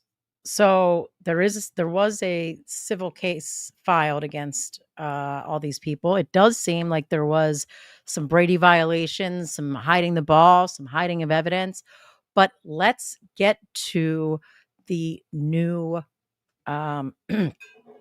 the new indictment, because what they had alleged all along was that there was this period of time where Barry's phone had him going around his house, and they were just assuming that he shot Suzanne with now my brain's going to do it again, tranquilizer dart gun, and then was like chasing her around, waiting for her to die. And they found like a piece of a dart gun in the wash, but he was a hunter. He used these dart guns all the time.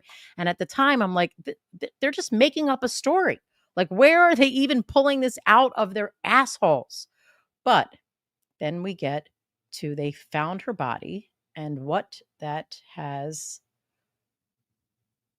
uncovered. So let's get to that indictment.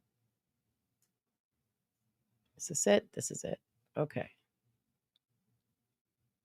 So the first, just so you know, the complaint in the first round without the body was just them like piecing all of this stuff together, the text messages, the controlling, like showing all the circumstantial evidence. And it was, compelling, but it was also just a story until you get to the body.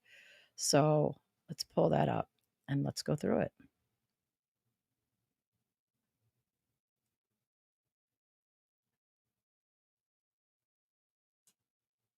All right. So murder in the first degree of the 2024-25 term, grand jurors. Okay. So this is what they did. All right. Count one, murder in the first degree on or about May 9th to May 10th, or in a triable in the state of Colorado, Barry Morphew unlawfully, feloniously, and after deliberation and with the intent to cause death of a person other than himself, caused the death of Suzanne Morphew. Probable cause. At 5:46 on May 10th, Mother's Day, Suzanne Morphew was reported missing by police by her neighbor. The last person to see her alive was her husband, Barry Morphew. Investigators responded to the Morphew residence to investigate the missing persons report. The house was locked and Suzanne Morphew was not home. Her vehicle was in the garage. There was no signs of forced entry, and her bike was missing. Later that evening, her bike was located down a hillside off a dirt road between her house and Highway 50. The bike was located less than a mile from the Morphew home. On May 14th, 2020, her bike helmet was located 10 meters off of the side of Highway 50, approximately 1.52 miles west of the Morphew home and approximately 0.84 miles west of where her bike was located. Barry Morphew was interviewed and told police that he set his alarm and woke up at 4:30 a.m. on May 10th. He told police that he left at 5 a.m. on May 10th for a pre-planned work trip trip to Broomfield, Colorado. According to Barry Morphew, Suzanne Morphew was still asleep in bed when he left the house at 5 a.m. on May 10th, 2020. He told police she planned to ride her bike that day. Barry Morphew stated that upon arriving in Broomfield that morning, he checked in a hotel before leaving shortly for the job site. He told police he received a call around 5 p.m. on May 10th from his neighbor while physically in Broomfield job site. The neighbor told Barry Morphew that his daughters were concerned because they could not reach Suzanne all day. All right, so that answers that question. That the daughters called the neighbor. Maybe they knew dad was at a site, or maybe I don't know. Barry instructed the neighbor to check the house and specifically to look for her bike. The neighbor reported to Barry that neither Suzanne nor her bike were at the house, and Barry then instructed them to call the sheriff. Police interviewed one of Barry's employees scheduled to assist him with the Broomfield job. The employee told law enforcement that the employee and Barry were not planning to leave for Broomfield until the evening hours of May 10th, 2020. They were supposed to drive together. Instead, Barry left without telling the employee. Barry called the employee at approximately 11:18 a.m. and informed the employee that he left without them. I guess they didn't want to say if it was a he or a she. When the employee arrived in Broomfield on Sunday evening, the employee noticed that Barry Morphew had failed to bring the proper tools with him for the job, and the necessary materials for the job had not arrived at the job site. Review of the cameras of the hotel and the nearby businesses revealed that Barry Morphew was in Broomfield area approximately 9 hours and 45 minutes. Of those hours, he spent less than an hour at the job site. Instead, besides 2 brief visits to the job site area, electronic evidence and cameras from businesses showed him driving around to various locations and discarding unknown items in separate trash cans. Hotel footage then showed Barry Morphew arriving back at his hotel room and remaining inside the room from approximately 12:45 to 5:55 p.m. Inconsistent with his statement to police. He was in the hotel and not at the job site when he received the call about his wife, Suzanne Morphew, being unresponsive and missing. In early interviews with Barry Morphew, he told law enforcement that his marriage to Suzanne was the best, and the two had a wonderful weekend together. When Barry was asked whether Suzanne would say anything different about the relationship, Barry stated no. Barry Morphew's statement about his marriage to Suzanne were inconsistent with other witness accounts and evidence located. Specifically, investigators learned that Suzanne confided in people that she was unhappy in the marriage in the weeks and months leading to her disappearance. She discussed plans to divorce Barry Morphew with her close friend. She maintained documented notes of problems in the relationship recovered from electronic devices and the physical search of the Morphew home. Suzanne Morphew had been having a secret affair with an old acquaintance who lived out of state. She communicated with him daily over LinkedIn and WhatsApp. Suzanne's last known electronic message to anyone was this person on May 9th, 2020 at 2:11, just 32 minutes before Barry Morphew returned to the home that day. An overall timeline of the week of Suzanne Morphew's disappearance shows that the disappearance coincided with her daughter, the only other occupant of the Morphew residence, leaving on a pre-planned road trip out of state. Because of this, Suzanne Morphew and Barry Morphew were expected to be alone at the residence starting May 5th until either late day on May 10th or into May 11th. Suzanne Morphew drove the daughter to Gunnison, Colorado on May 5th, 2020 to depart with her sister and friend on the planned trip. After May 5th, Barry Morphew and Suzanne Morphew were alone at the house. A forensic download of Barry Morphew's cell phone revealed that Barry Morphew had deleted a text chain with Suzanne Morphew from which an image of a single text remained. A screenshot of this single text message was saved on Barry Morphew's phone on May 6, 2020. That image revealed a text from Suzanne that stated, "I'm done. I could care less what you're up to and have been for years. We just need to figure this out civilly." On May 11th, authorities commenced a search of the Morphew residence that spanned several days. The state of that residence and vehicles showed no signs of a break-in or intruder. Even with no signs of a break-in or intruder, law enforcement collected items of potential evidence and DNA swabs. DNA analysis of the swabs collected produced several DNA profile mixtures consistent with what would be expected in the common area of a home or a vehicle. The mixture profiles were processed through the offender database and were compared to the profiles of known individuals who may have been present in the vehicle or the residence. The results did not lead to any stranger or intruder suspects. An expert DNA analyst testified. An expert in DNA analysis testified that law enforcement provides analysts with one of the partial profiles developed from the glove box of Suzanne Morphew's vehicle for further investigation using a keyword search. This allowed for additional comparisons to profiles and more database with less stringent quality control than the National DNA Index for the limited purpose of creating possible investigative leads. That expert further testified that there were matches to outside databases nationwide. The term match used by the DNA analysts does not mean identical. Rather, a match only means that there were other profiles that could not be excluded at the limited number of loci available from the partial profile for comparison. The expert explained that she then compared the matches from those databases to the partial profile to the glove box and excluded those out-of-state profiles as not originating from the same contributor in all but 3 instances. Finally, expert explained that just because a profile from those databases matched the limited loci available for comparison, it did not mean that any of the people from the out-of-state profiles were the same persons that contributed to the partial profile to the mixture on the glove box. Law enforcement investigated those 3 partial matches and obtained from 3 separate out-of-state and found no connection to the case. So that's the DNA of someone who has been charged with 3 sexual assaults that they're trying to, explain away. Because Did you talk about what happened the first time they arrested him, or did you just jump to the new indictment? Well, I jumped to the new indictment because we got a little background in that little video that we watched.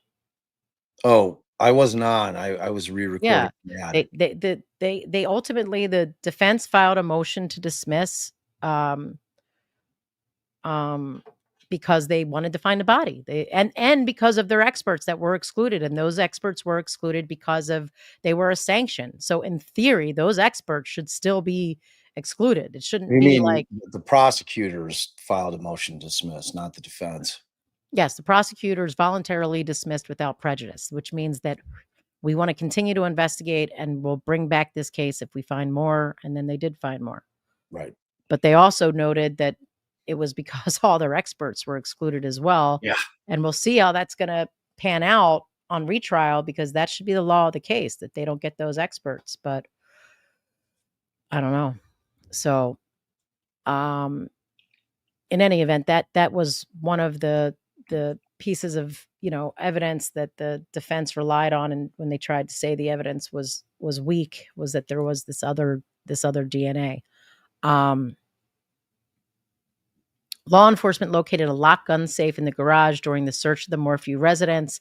You know what? Can you read? Because I got to let Nook out or something. Can you, do we have that? It's right here. I need it bigger than that though. I'm blind. It's in Defense Diaries, Barry Morphew. Oh, Dropbox. Okay. All right. Got it. Okay. It should be the only thing that starts with 2025. Okay.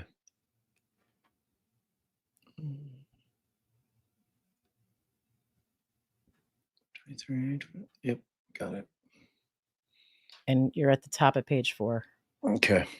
All right. I'm going to pull it up on mine.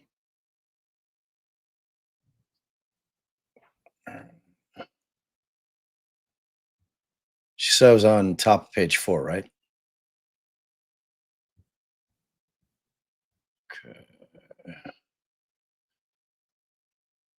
All right.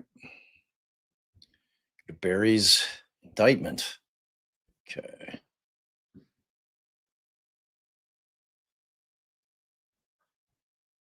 Okay, so I think Allie had gotten through. Law enforcement investigated those 3 partial matches obtained from 3 separate out-of-state sources and found no connection to the case.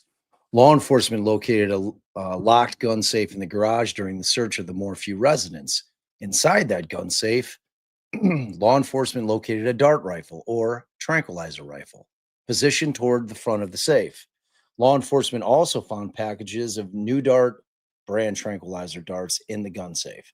The packages of darts included capped hypodermic needles inside of them, which were designed to load the darts. Law enforcement found one of these needle caps in the dryer after the dryer's contents were removed. Law enforcement also found men's shorts among the contents of the dryer that were removed prior to finding the needle cap. The shorts appeared to be consistent with the shorts that Barry Morphew was seen on video wearing on May 9th of 2020, less than 1 hour before he returned to the Morphew residence. No tranquilizer formula was located during law enforcement's search of the home and vehicles. Police investigated numerous electronic devices and Suzanne Morphew's social media accounts, searching, among other things, for proof of life.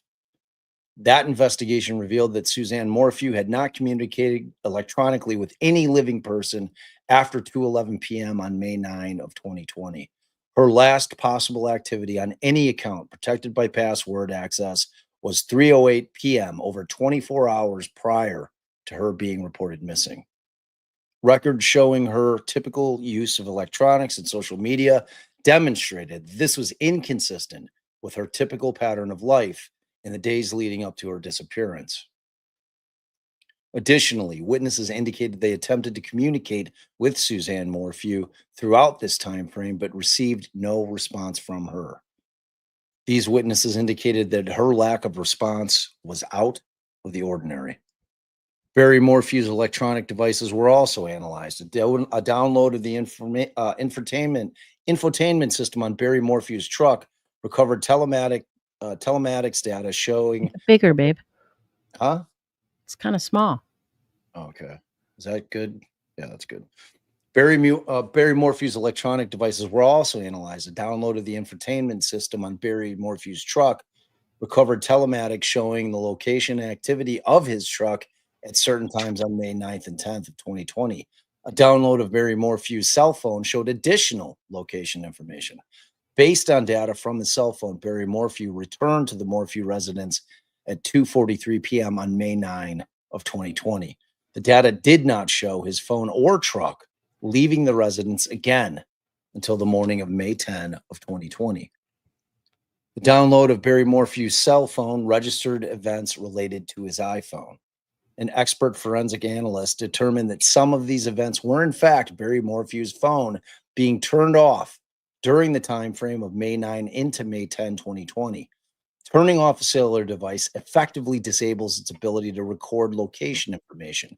Specifically, the forensic analyst noted that Barry Morphew's phone download showed it was turned off at 2:47 p.m. on May 9 of 2020, only a few minutes after he arrived home at the residence where Suzanne Morphew sent her last electronic communication to anyone.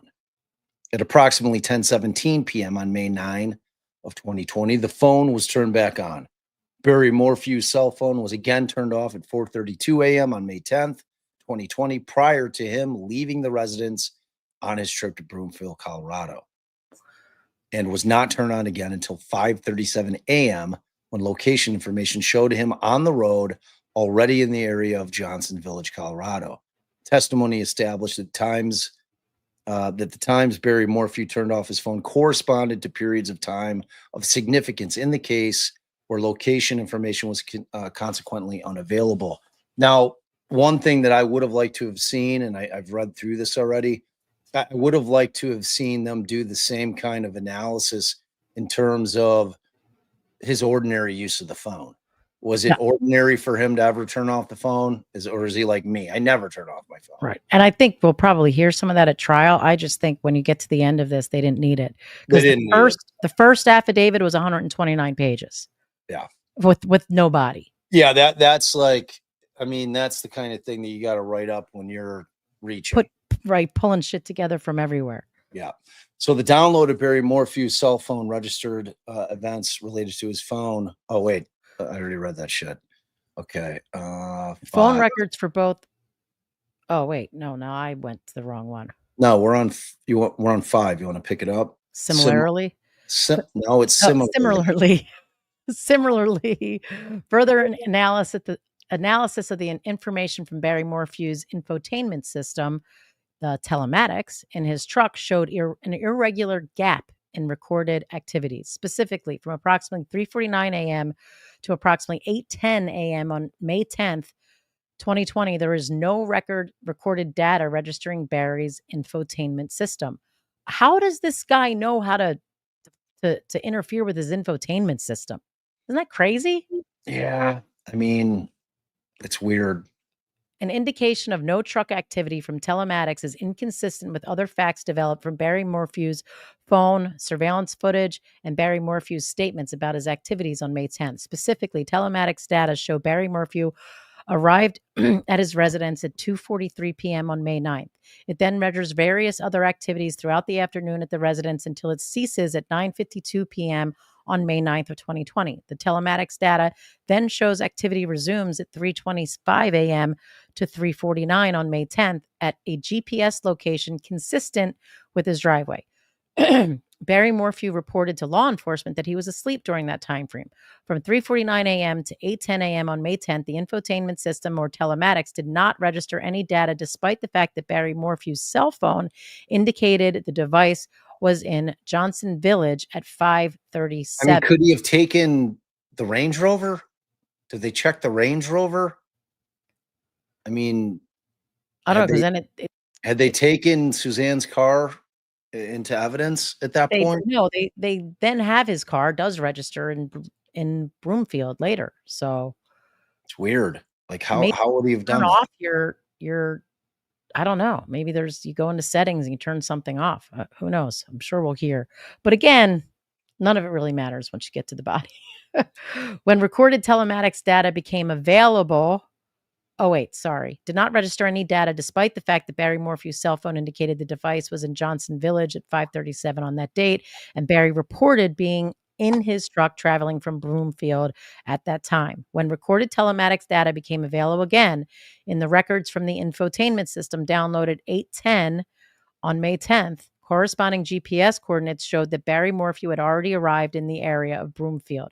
This gap in registered data is inconsistent with the pattern of telematic data captured in the days and weeks leading up to the event. So that's what you were looking for from his phone as well.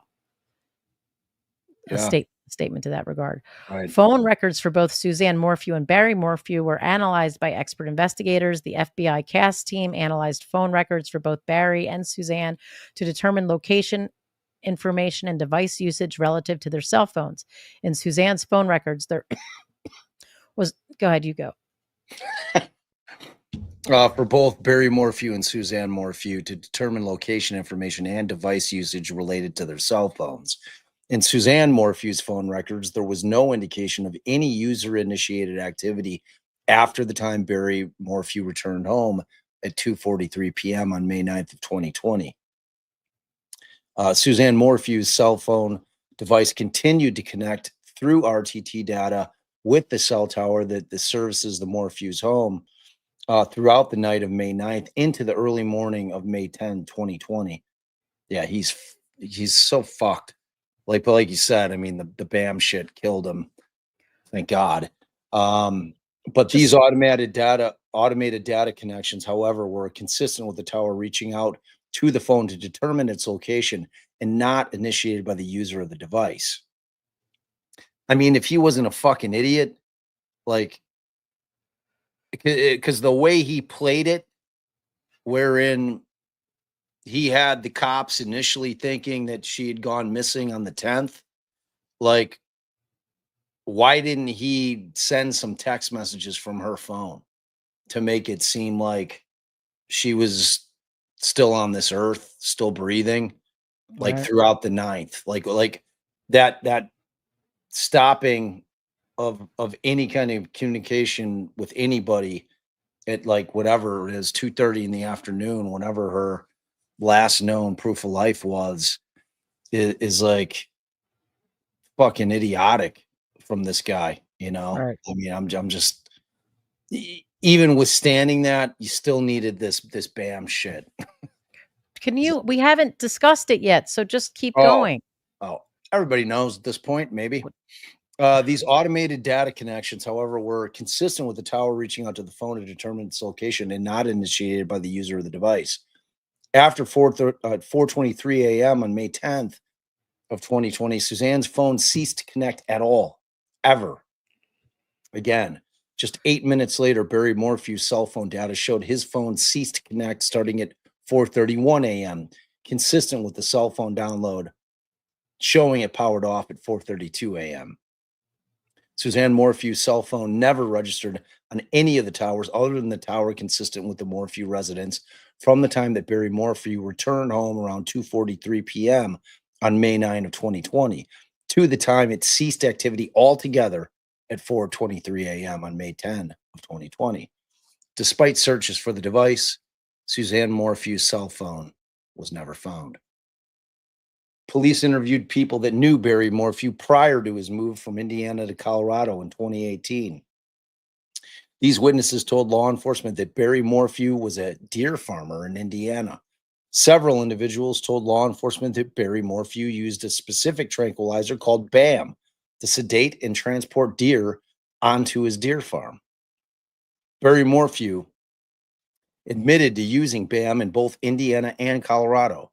Specifically, he admitted to using BAM in Colorado as recently as April of 2020, stating that at that time, he had tranquilized a deer from the breezeway of the Morphew residence. I used it in April. Didn't say May. Now I used it in April. Yeah. On September 22 of 2023, human remains were found in and around a shallow clandestine grave. And how do you say that, guys? Saywatch. You don't pronounce the G. Saywatch. Somebody give it to me. One of you Coloradoans. I thought you said you had it. No. Yeah, that was Salina. I have Salina. That's in here, but somebody give it to me. What are you guys waiting on? There has to Saywatch. Hey, look at that. I got it right. In Saywatch County, Colorado, near Highway 17. The remains were found a few hundred feet down a dirt road off of Highway 17. This location was less than an hour south of the Morphew residence by main highways. The remains were determined to be those of Suzanne Morphew. Rest in peace. The majority of her bones were recovered. Many of the bones were significantly bleached. Does anyone know, is that a hunter thing? Because he collected like deer antlers. And so is that like a hunter thing, or is that just a murderer hiding a body thing? Yeah, I don't know where the bleaching. What about, could the bleaching have just come from the sun? Because they were there for years, but it was in a shallow grave. Well, so I don't know. they said, well, you'll see because we're going to get to the autopsy. But okay. So along with Suzanne's bones, law enforcement recovered a cancer report and items of clothing, some of which were consistent with bike clothing Suzanne was known to wear. There was no visible perimortem trauma observed. A board-certified forensic anthropologist, a botanist, and an entomologist all analyzed the remains, and several observations were noted. There was a distinct lack of bug activity, which was inconsistent with the remains having decomposed at that location. This sick fuck moved her. The clothing items lacked evidence of decomposition, which was also inconsistent with Suzanne Morphew wearing the bike clothes at the time her body decomposed. Additionally, there was a lack of animal predation on the bones.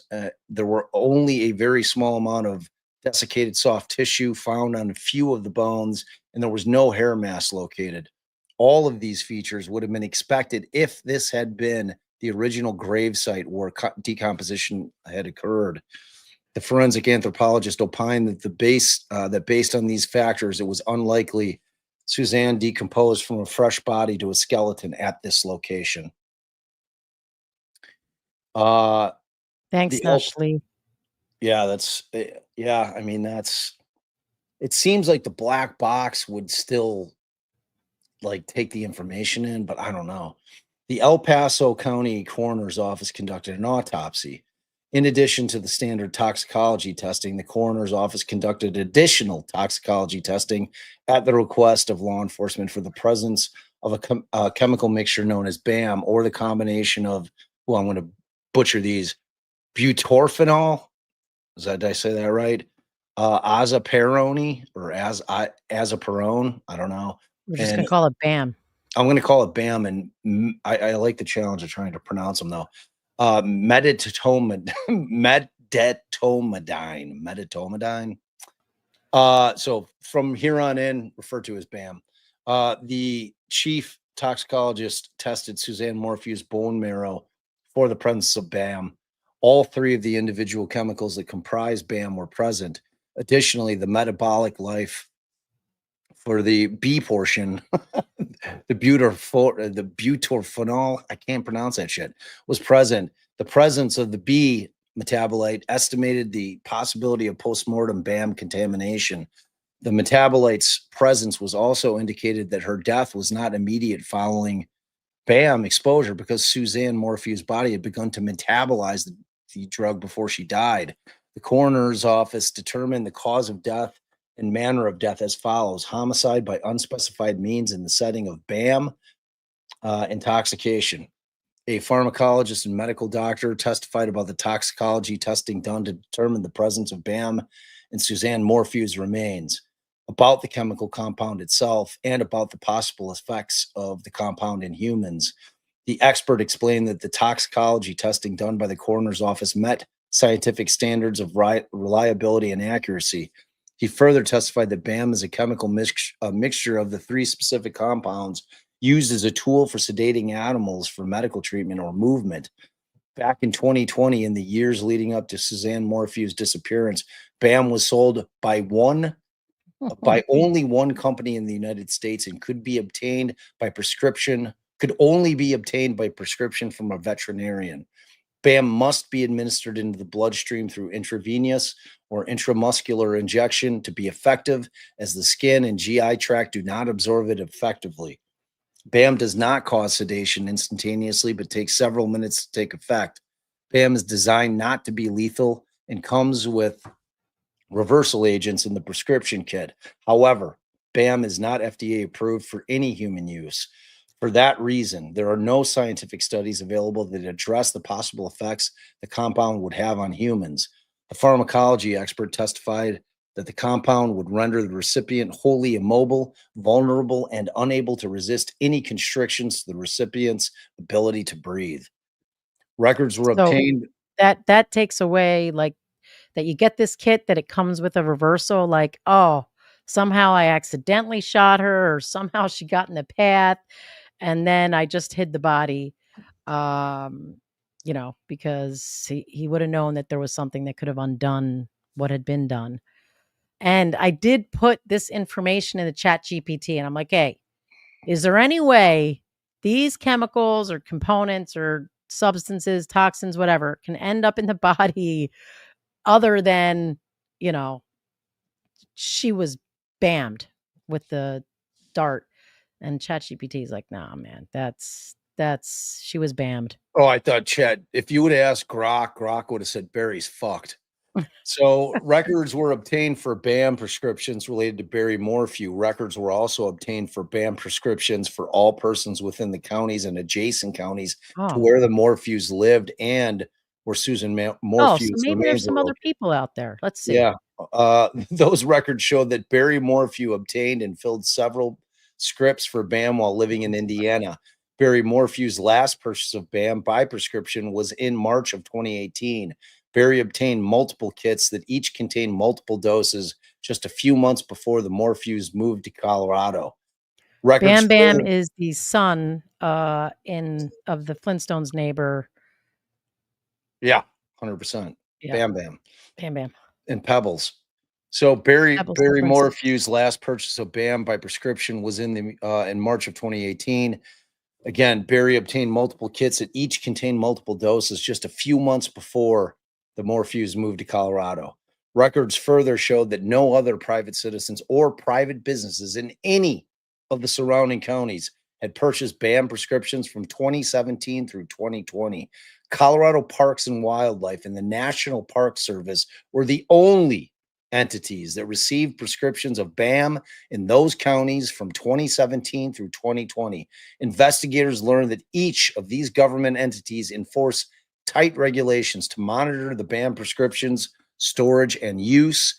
None of the BAM used from those agencies was unaccounted for. Ultimately, the prescription records show that when Suzanne Morphew disappeared, only one private citizen living in that entire area of the state had access to BAM. Barry Morphew. Bam. Bam. There you go, Barry. Bam. Fuck you, Barry. Now, the $1 million question for me, and I was talking about this a little bit last night, is the girls. You know, it's like, are his daughters, because they were all about dad first go around, all about dad. I think to the once they extent where Bam stuff, Suzanne's mother's having her aunt, or like it was an aunt or a mother, whoever that was like saying your mother loved you. She would have never have left you. Like you have to see what's going on here. You know, and I was talking about that concept. Like, I mean, two things can be true.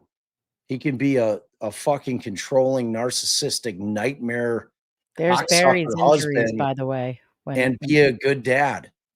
You know what I mean? And it's like, I think it's really hard for a kid to imagine that their that's father what I'm was their saying. mother. That's what I'm saying. Yeah, I agree. These are the pictures of Barry's injuries. That were right taken 3 days after Suzanne went missing. Yeah. So, and then we've got the yeah, they may, but you know, sitting there in the trial, I mean, the BAM stuff is just rock solid as you can get for evidence in terms of, I mean, national parks, like only two like agencies, one of them being federal, Colorado Parks and Wildlife, and the National Park Service, are the only two entities that received the scripts for BAM in those counties for 3-year period, 2017, 2020. He's fucking done. I just don't even know how they came up with it. They nailed it. They nailed it without really knowing at all. Just a complete guess that he, you know, I mean, I guess they found that tube in the wash. I mean, yeah, so they found the cap in the dryer. In the dryer. And then when they went into the safe, the gun safe, they found the tranquilizer gun. So I mean, it wasn't like out of thin air. But right, but he really did shoot deer. Like they knew that to be a fact. Yeah. No, well, I mean, but like that's enough to get you it thinking. Could have been a guess. It could have been a guess. You know, it could. Well, I think the fact of the matter is that the thought process is like, okay, we have the picture of what the guy was wearing. That's why I was saying when you skip that little portion where what he was wearing the day of when he's driving around, dumping all the shit out. You know, I mean, you forget something in your shorts, like a cap that you took off, the dart that you put on, you know, and you stick that in your pocket and then you forget about it and you dry your shit. And then when it's tumbling, it falls out of the pocket. I mean, I don't think you have to be monk to get there. I mean, obviously they needed the body. Right. Obviously, so JD says they've been vague about the bleached bones, but if her body was in that shallow grave very long, ...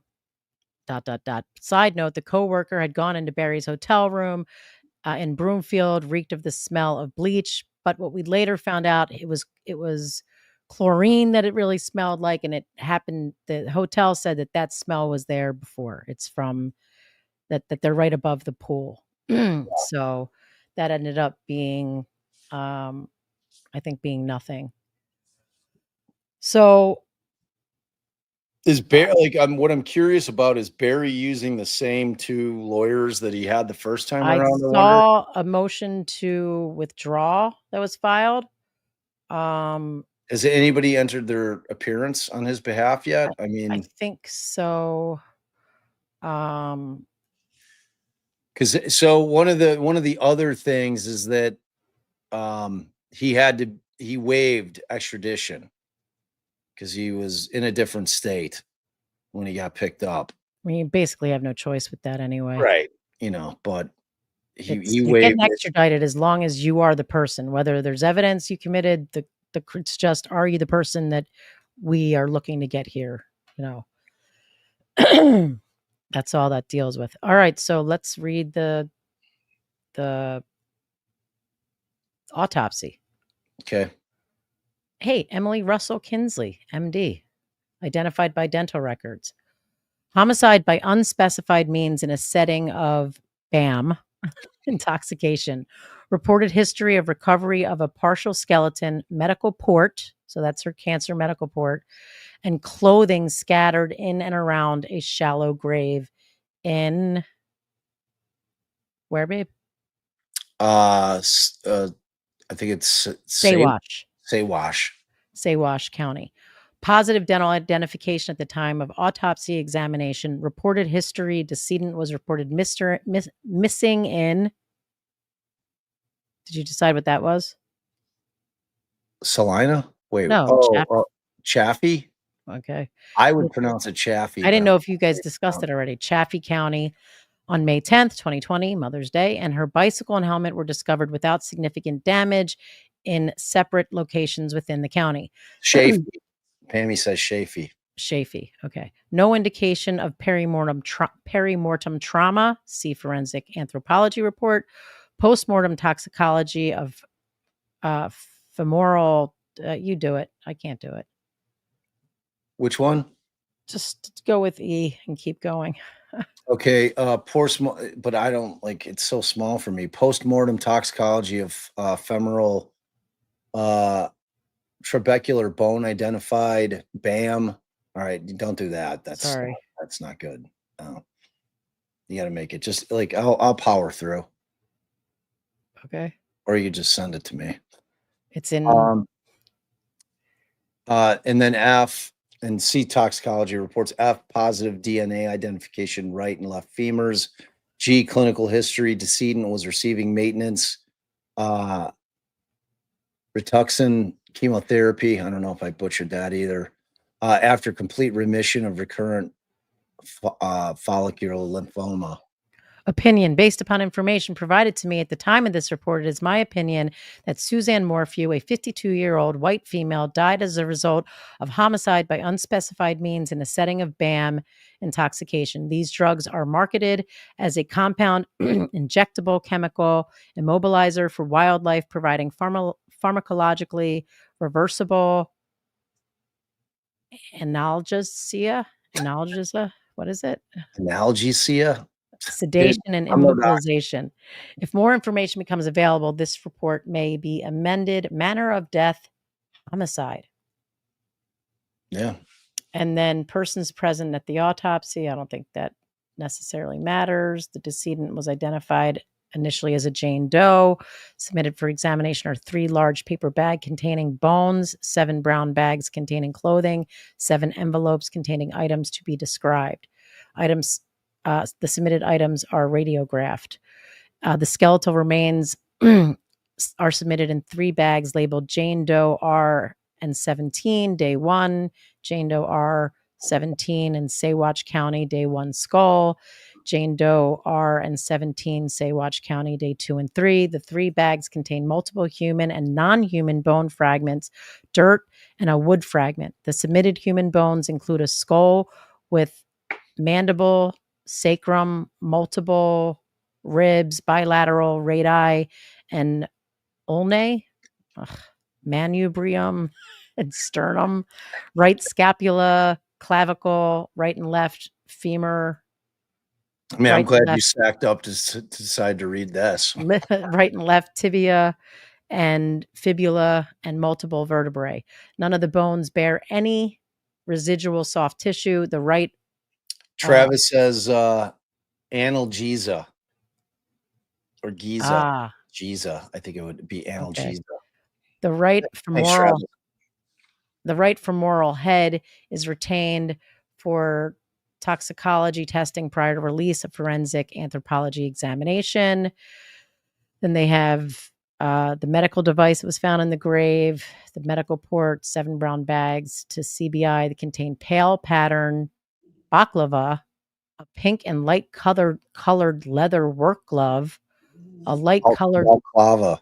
Yeah. Balaclava. Yeah, that's a ski mask. Yeah.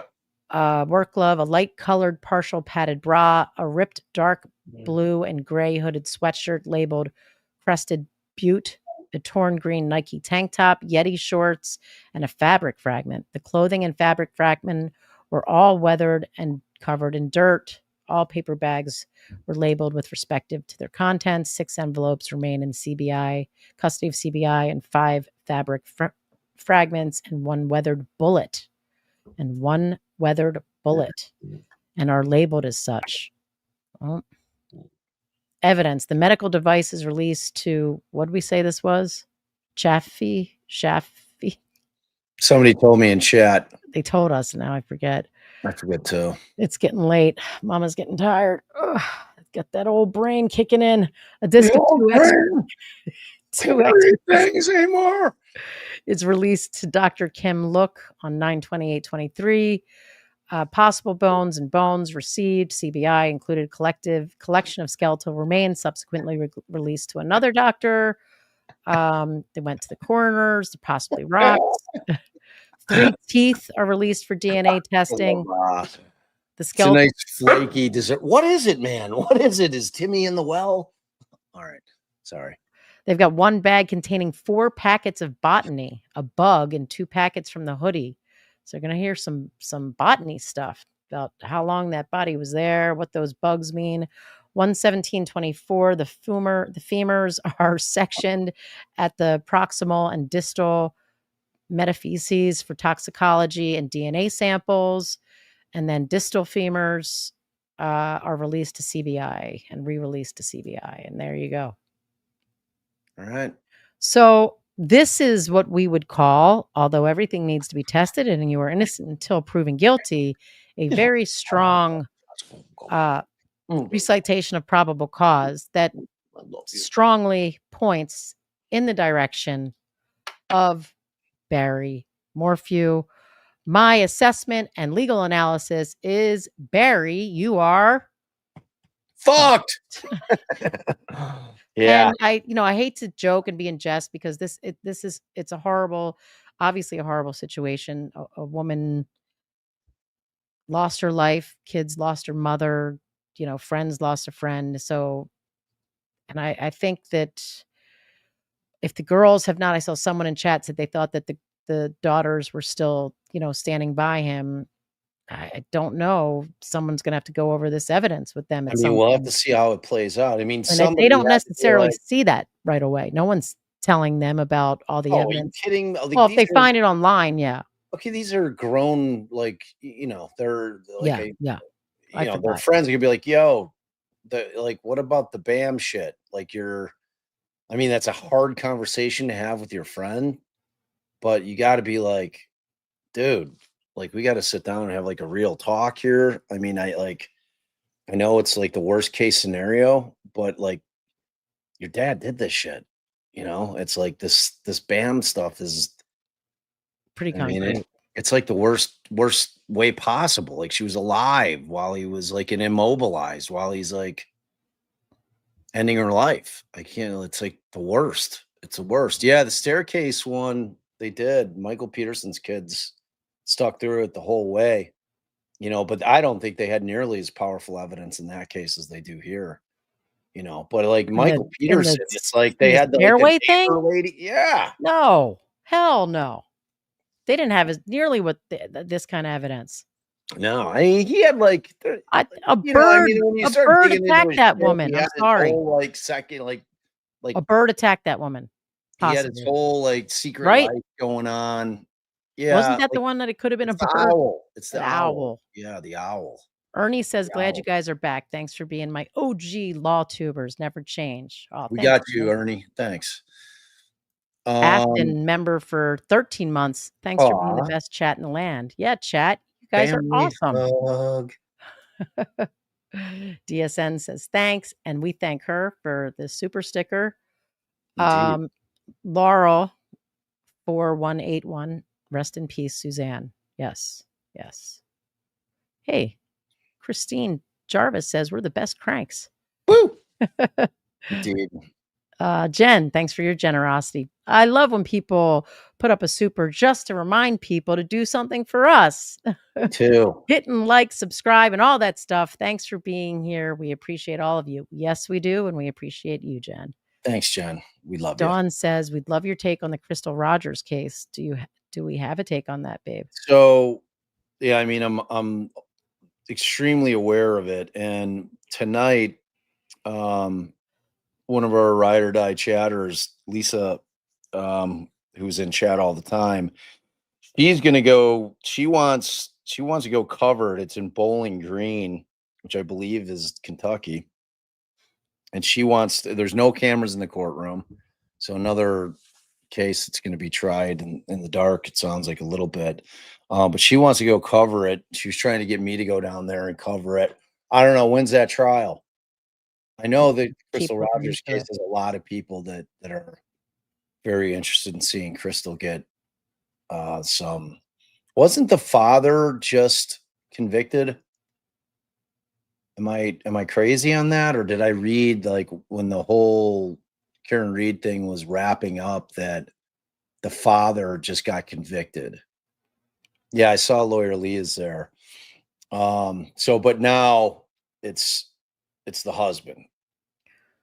Well, we'll have to look into it. I don't know anything about it. Bob clearly knows some stuff about it, but I mean, the thing about Morphew, and this is going to be.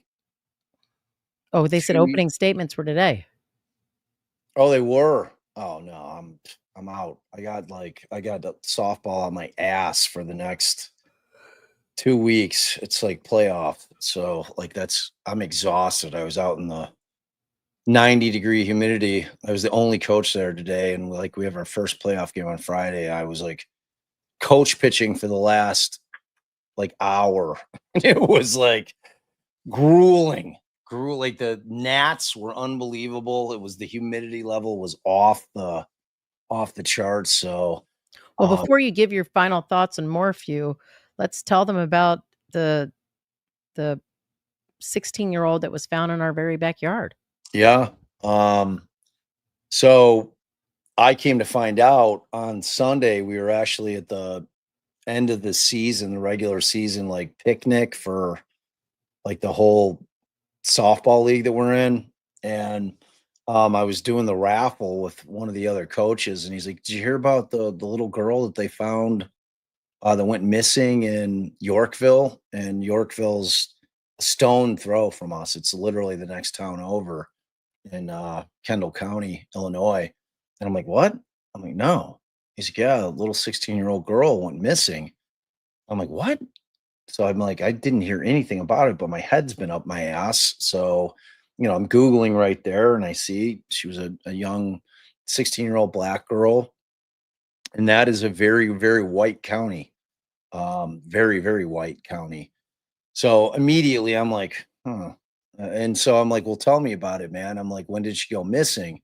It's like, well, she went missing on not Monday of this week. So not 2 days ago, but Monday of last week. And apparently they were searching. Like they said that they were searching. They had two different agencies. It was Yorkville PD, but they brought on the Illinois Commission for Search and Rescue as well, who's legitimate. So I knew that they had somebody like a bigger agency and they had drones up and nothing for days, 5-6 days. And then on Sunday, the day of the picnic, they Yorkville PD posts on their Facebook page that they had discovered a body, and it was right near the subdivision where the family lived and that Ayanna Williams lived. And it became like really interesting and disturbing to me that Allie and I were all about it like immediately. Like I posted on Twitter. I'm like, we're going to be digging into this one. Something seems off about it. I told Allie tonight, we're not going to be pointing fingers at anybody until we hear more. But it's strange. She's like, when you see the pictures of her, and if you want to go to my X account, you'll see them. I posted, there were only two that existed. The first thing I asked about was, well, did the parents do like a press conference to, ask the public, hey, if you've seen anything, if you've heard anything, if you're the person who's done this, please, return our daughter. We'll do, kind of like a Barry Morphew thing, except, maybe they're innocent folks just trying to get their daughter back, and they did nothing. There was nothing out there. And that's a red flag, right? I mean, just in general, it's strange. So I mean, originally the police send out a note like to the people in the subdivision, can you guys look in your yards and in like covered areas? The child's not a danger, but she's known to hide places. I spoke to 2 deputies who mentioned that she may be autistic, and Mandy, when she looked at the pictures, asked on her own if the child was autistic. So I was in court today in Kendall County where this is. So I was sniffing around. I went to the coroner's office. I went to the police department. I went to the area where the body was found. Actually, I could play the video from that, babe. there you go. All right, hold on. So Allie was all like in her court gear. So she's out, boots on the ground and high heels. She's like, oh yeah, my heel just sunk into the mud. So this is the area where she's found. And this is where it gets interesting, because they had been searching with drones, with cadaver dogs for days upon days. And explain where this area is, Allie, like in conjunction to like 71, Route 71, which Literally, is a and I'm gonna show it like on the video right off the street, right across from the subdivision. It's right there. But go ahead. So tell them how they were searching. They had cadaver dogs out. They had drones out. They didn't find anything. 6 days. And then they found her. And then they find her on Sunday. So 3 days ago. All right, let me play this. Hold on. I'm at this field. There's a subdivision. This little place to park. Some dirt around here. Just like a car went over there. Wait, so you guys, it's not echoing, is it? I mean, no. Wait. Just play it. What can you? We could hear it until you paused it and fucked it up. Okay, so you Right, you now don't there's hear no it right sound. there? We heard it before. All right. She was all right. from Yorkville, Illinois, Travis, the next town over from us. All right. I don't see any crime scene tape. Drove past that field over there. I wouldn't hide a body there. I'd go this way. Then my heels. Just left court. I don't know what the fuck I'm doing. There's a cop. Investigating now. Really investigating. See, the road's right there. Like, not that deep in it. So we don't know how deep in they found her, right? Garbage. Plastic. Bag. I'm assuming the police didn't leave a little couch or car seat. Maybe it's a bench seat from the car. I don't know. Let's keep walking this way. I don't know what to do. Going. I don't know why I was whispering. You're narrating. You're narrating your video. Oh, you mean like why you were whispering in general? Plastic. Deep in here. Whoa. My heels are sinking into the mud. How deep this thing goes. I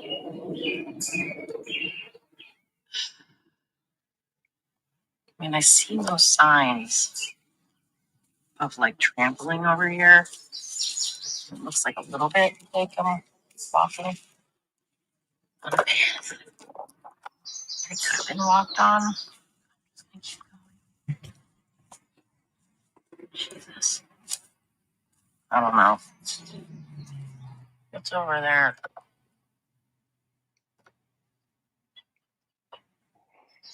Hey, look at this. Should I keep going? Did you read that comment, babe? Yeah. We'll revisit that.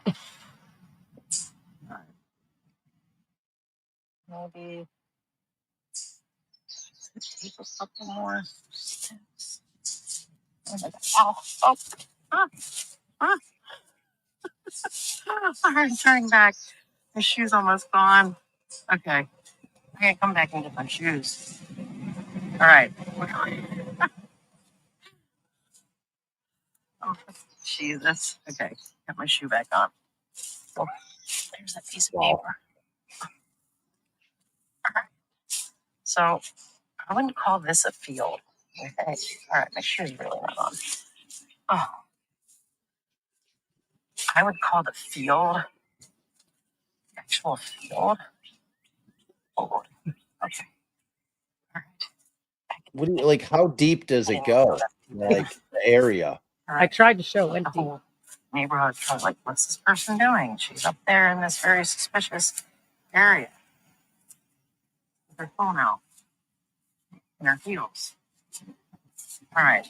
So, this over here is a field. So, there's nothing in this field, though. No signs of tape I could see. And again, when you've got all that back there, who in the hell is hiding a body over here? You don't need drones for this field. Now that I'm, thinking out loud. So, shoes are still falling in the mud.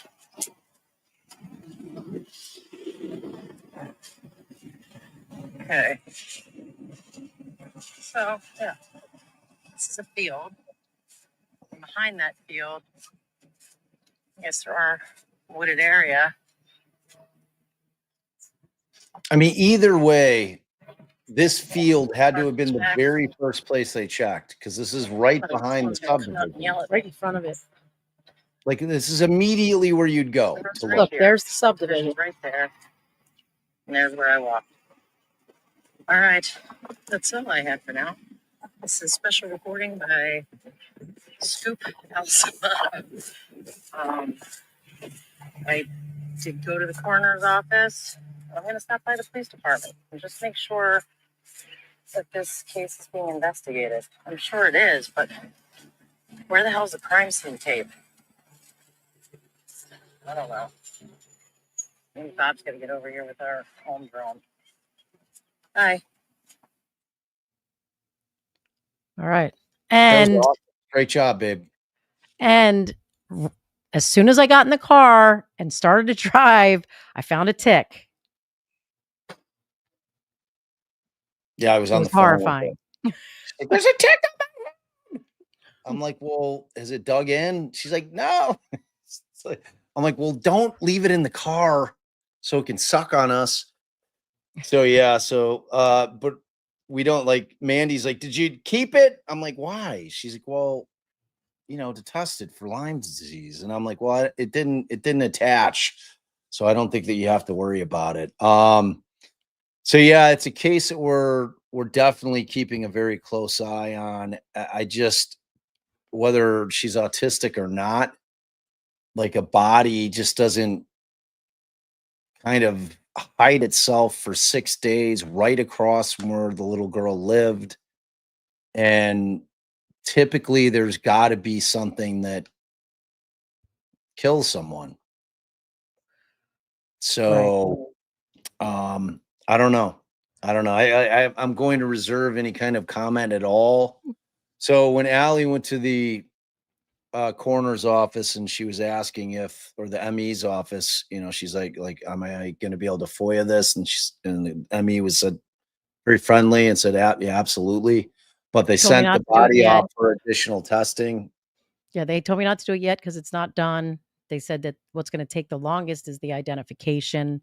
So they still haven't officially identified her, but I don't think there's Now the any. patch said that they, for the most part, have identified her. But what does that mean if they can't identify her? They're going to be able to identify No, her. no. My point is she's been missing 6 days. They found a body that they can't identify. And it's going to take this long to even identify her. Yeah, that's weird. Right. So something happened to that body. It's not, the little girl is not just there. That And the when parents you can see, identify. if you go to the X, my X, you'll see I posted yesterday, like the pictures that they, as a matter of fact, I'll just pull it up real quick. The pictures that they showed are like she's very, very thin. She's very, very thin. And all right, let me see. Yeah, Afton. As soon as I saw that, I remembered a report that I'd heard earlier about how bad ticks are this year. I don't know why I wasn't thinking about it when I was out there. I'll blame my perimenopause brain, but I think I was just wrapped up in the moment. Okay, hold on. I'm going to pull it up real quick. Just in case if you guys, so this is one where, all right, I'm going to pull this up real quickly. Let me just throw this over here. We should do a separate live on this so that we get We will story when we out. get more information. This is Well, but it might be a while. I want to start the pressure now. Like, yeah, I want to make sure, because as I was saying, that's a very, very white community, and I do not want to see this poor, beautiful little girl being pushed to the wayside and it not being properly investigated because of the color of her skin. So we're going to stay on top of it. So these are the only 2 pictures they had. This one to the left, to me, looks like a Ring camera. It doesn't even like I'm sitting there thinking, I'm like the parents didn't supply any like pictures, because she, in that picture right there, does she look 16, y'all? right. So we don't know, is she developmentally challenged or stunted or disabled? Does she, I got the sense that at least law enforcement believe, and I don't know if it's just assumptions or if they know something, that there was some. I mean, what kind of parents aren't turning pictures over of their kid that's missing? It's weird to me. And again, I'm going to reserve everything until we start getting more information. But I mean, The coroner told me the thing that's going to take the longest is the identification process, which tells you that that they lot. almost have to wait for the DNA. That wouldn't take how much? I mean, if they can't use dental and look at her, here's recognize, like the parents couldn't come in and say, yeah, that's our daughter, by identifying her. I mean, so I don't know. We don't know who. We have no information about who might be a suspect. I think there's just speculation amongst the community. We're not going to speculate, but I think, the only other picture that I've seen that was a better representation, I think, of, and I don't know how old she is at the time that happened, is there was her obituary, which I looked at today. And I mean, she still looks young, but it's the only other picture I've seen. She just looks adorable. Hold on, I just want to pull it up.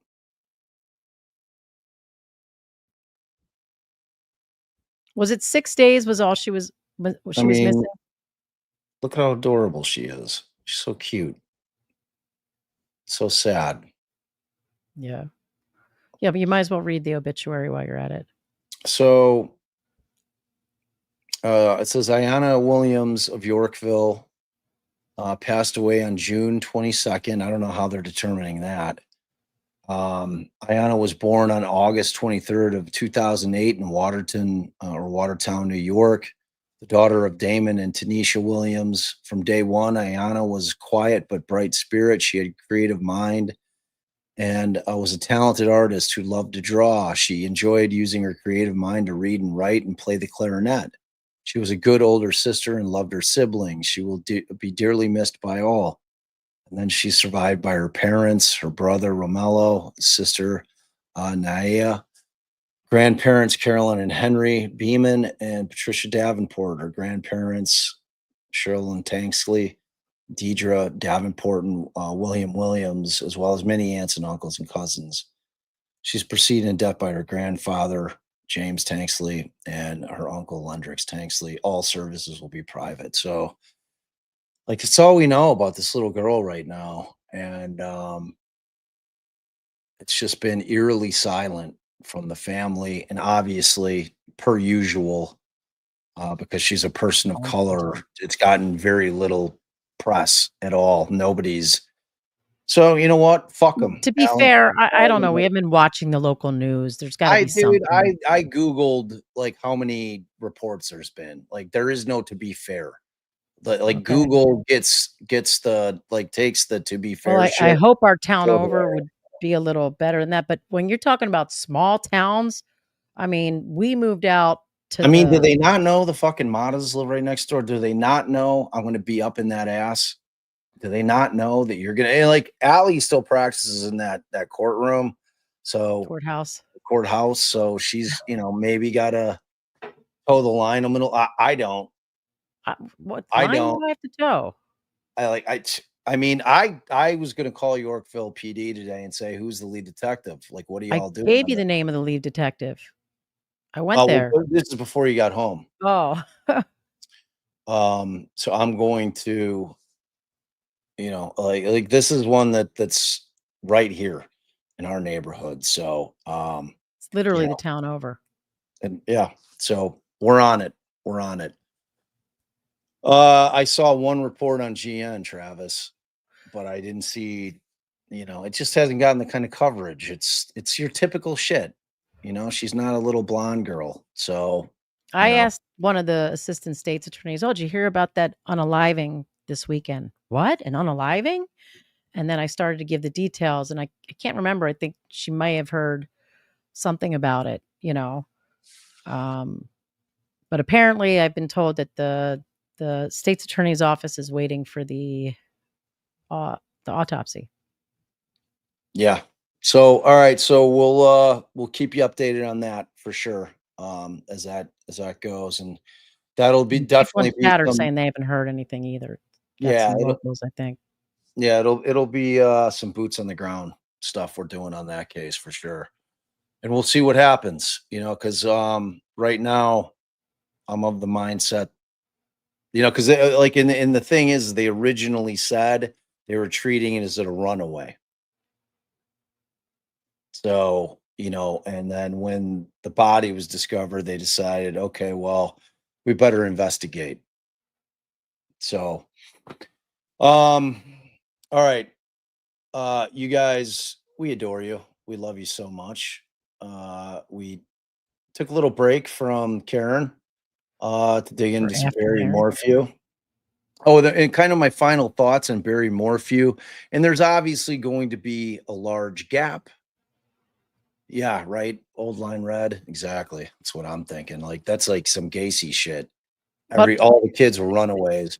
Apparently, she had like history of like not running away, but just like hiding. But yeah, like I need to hear some other people say that, other than people that might just be saying, "Oh, this is like she liked to hide." Right. Like I said in the chat.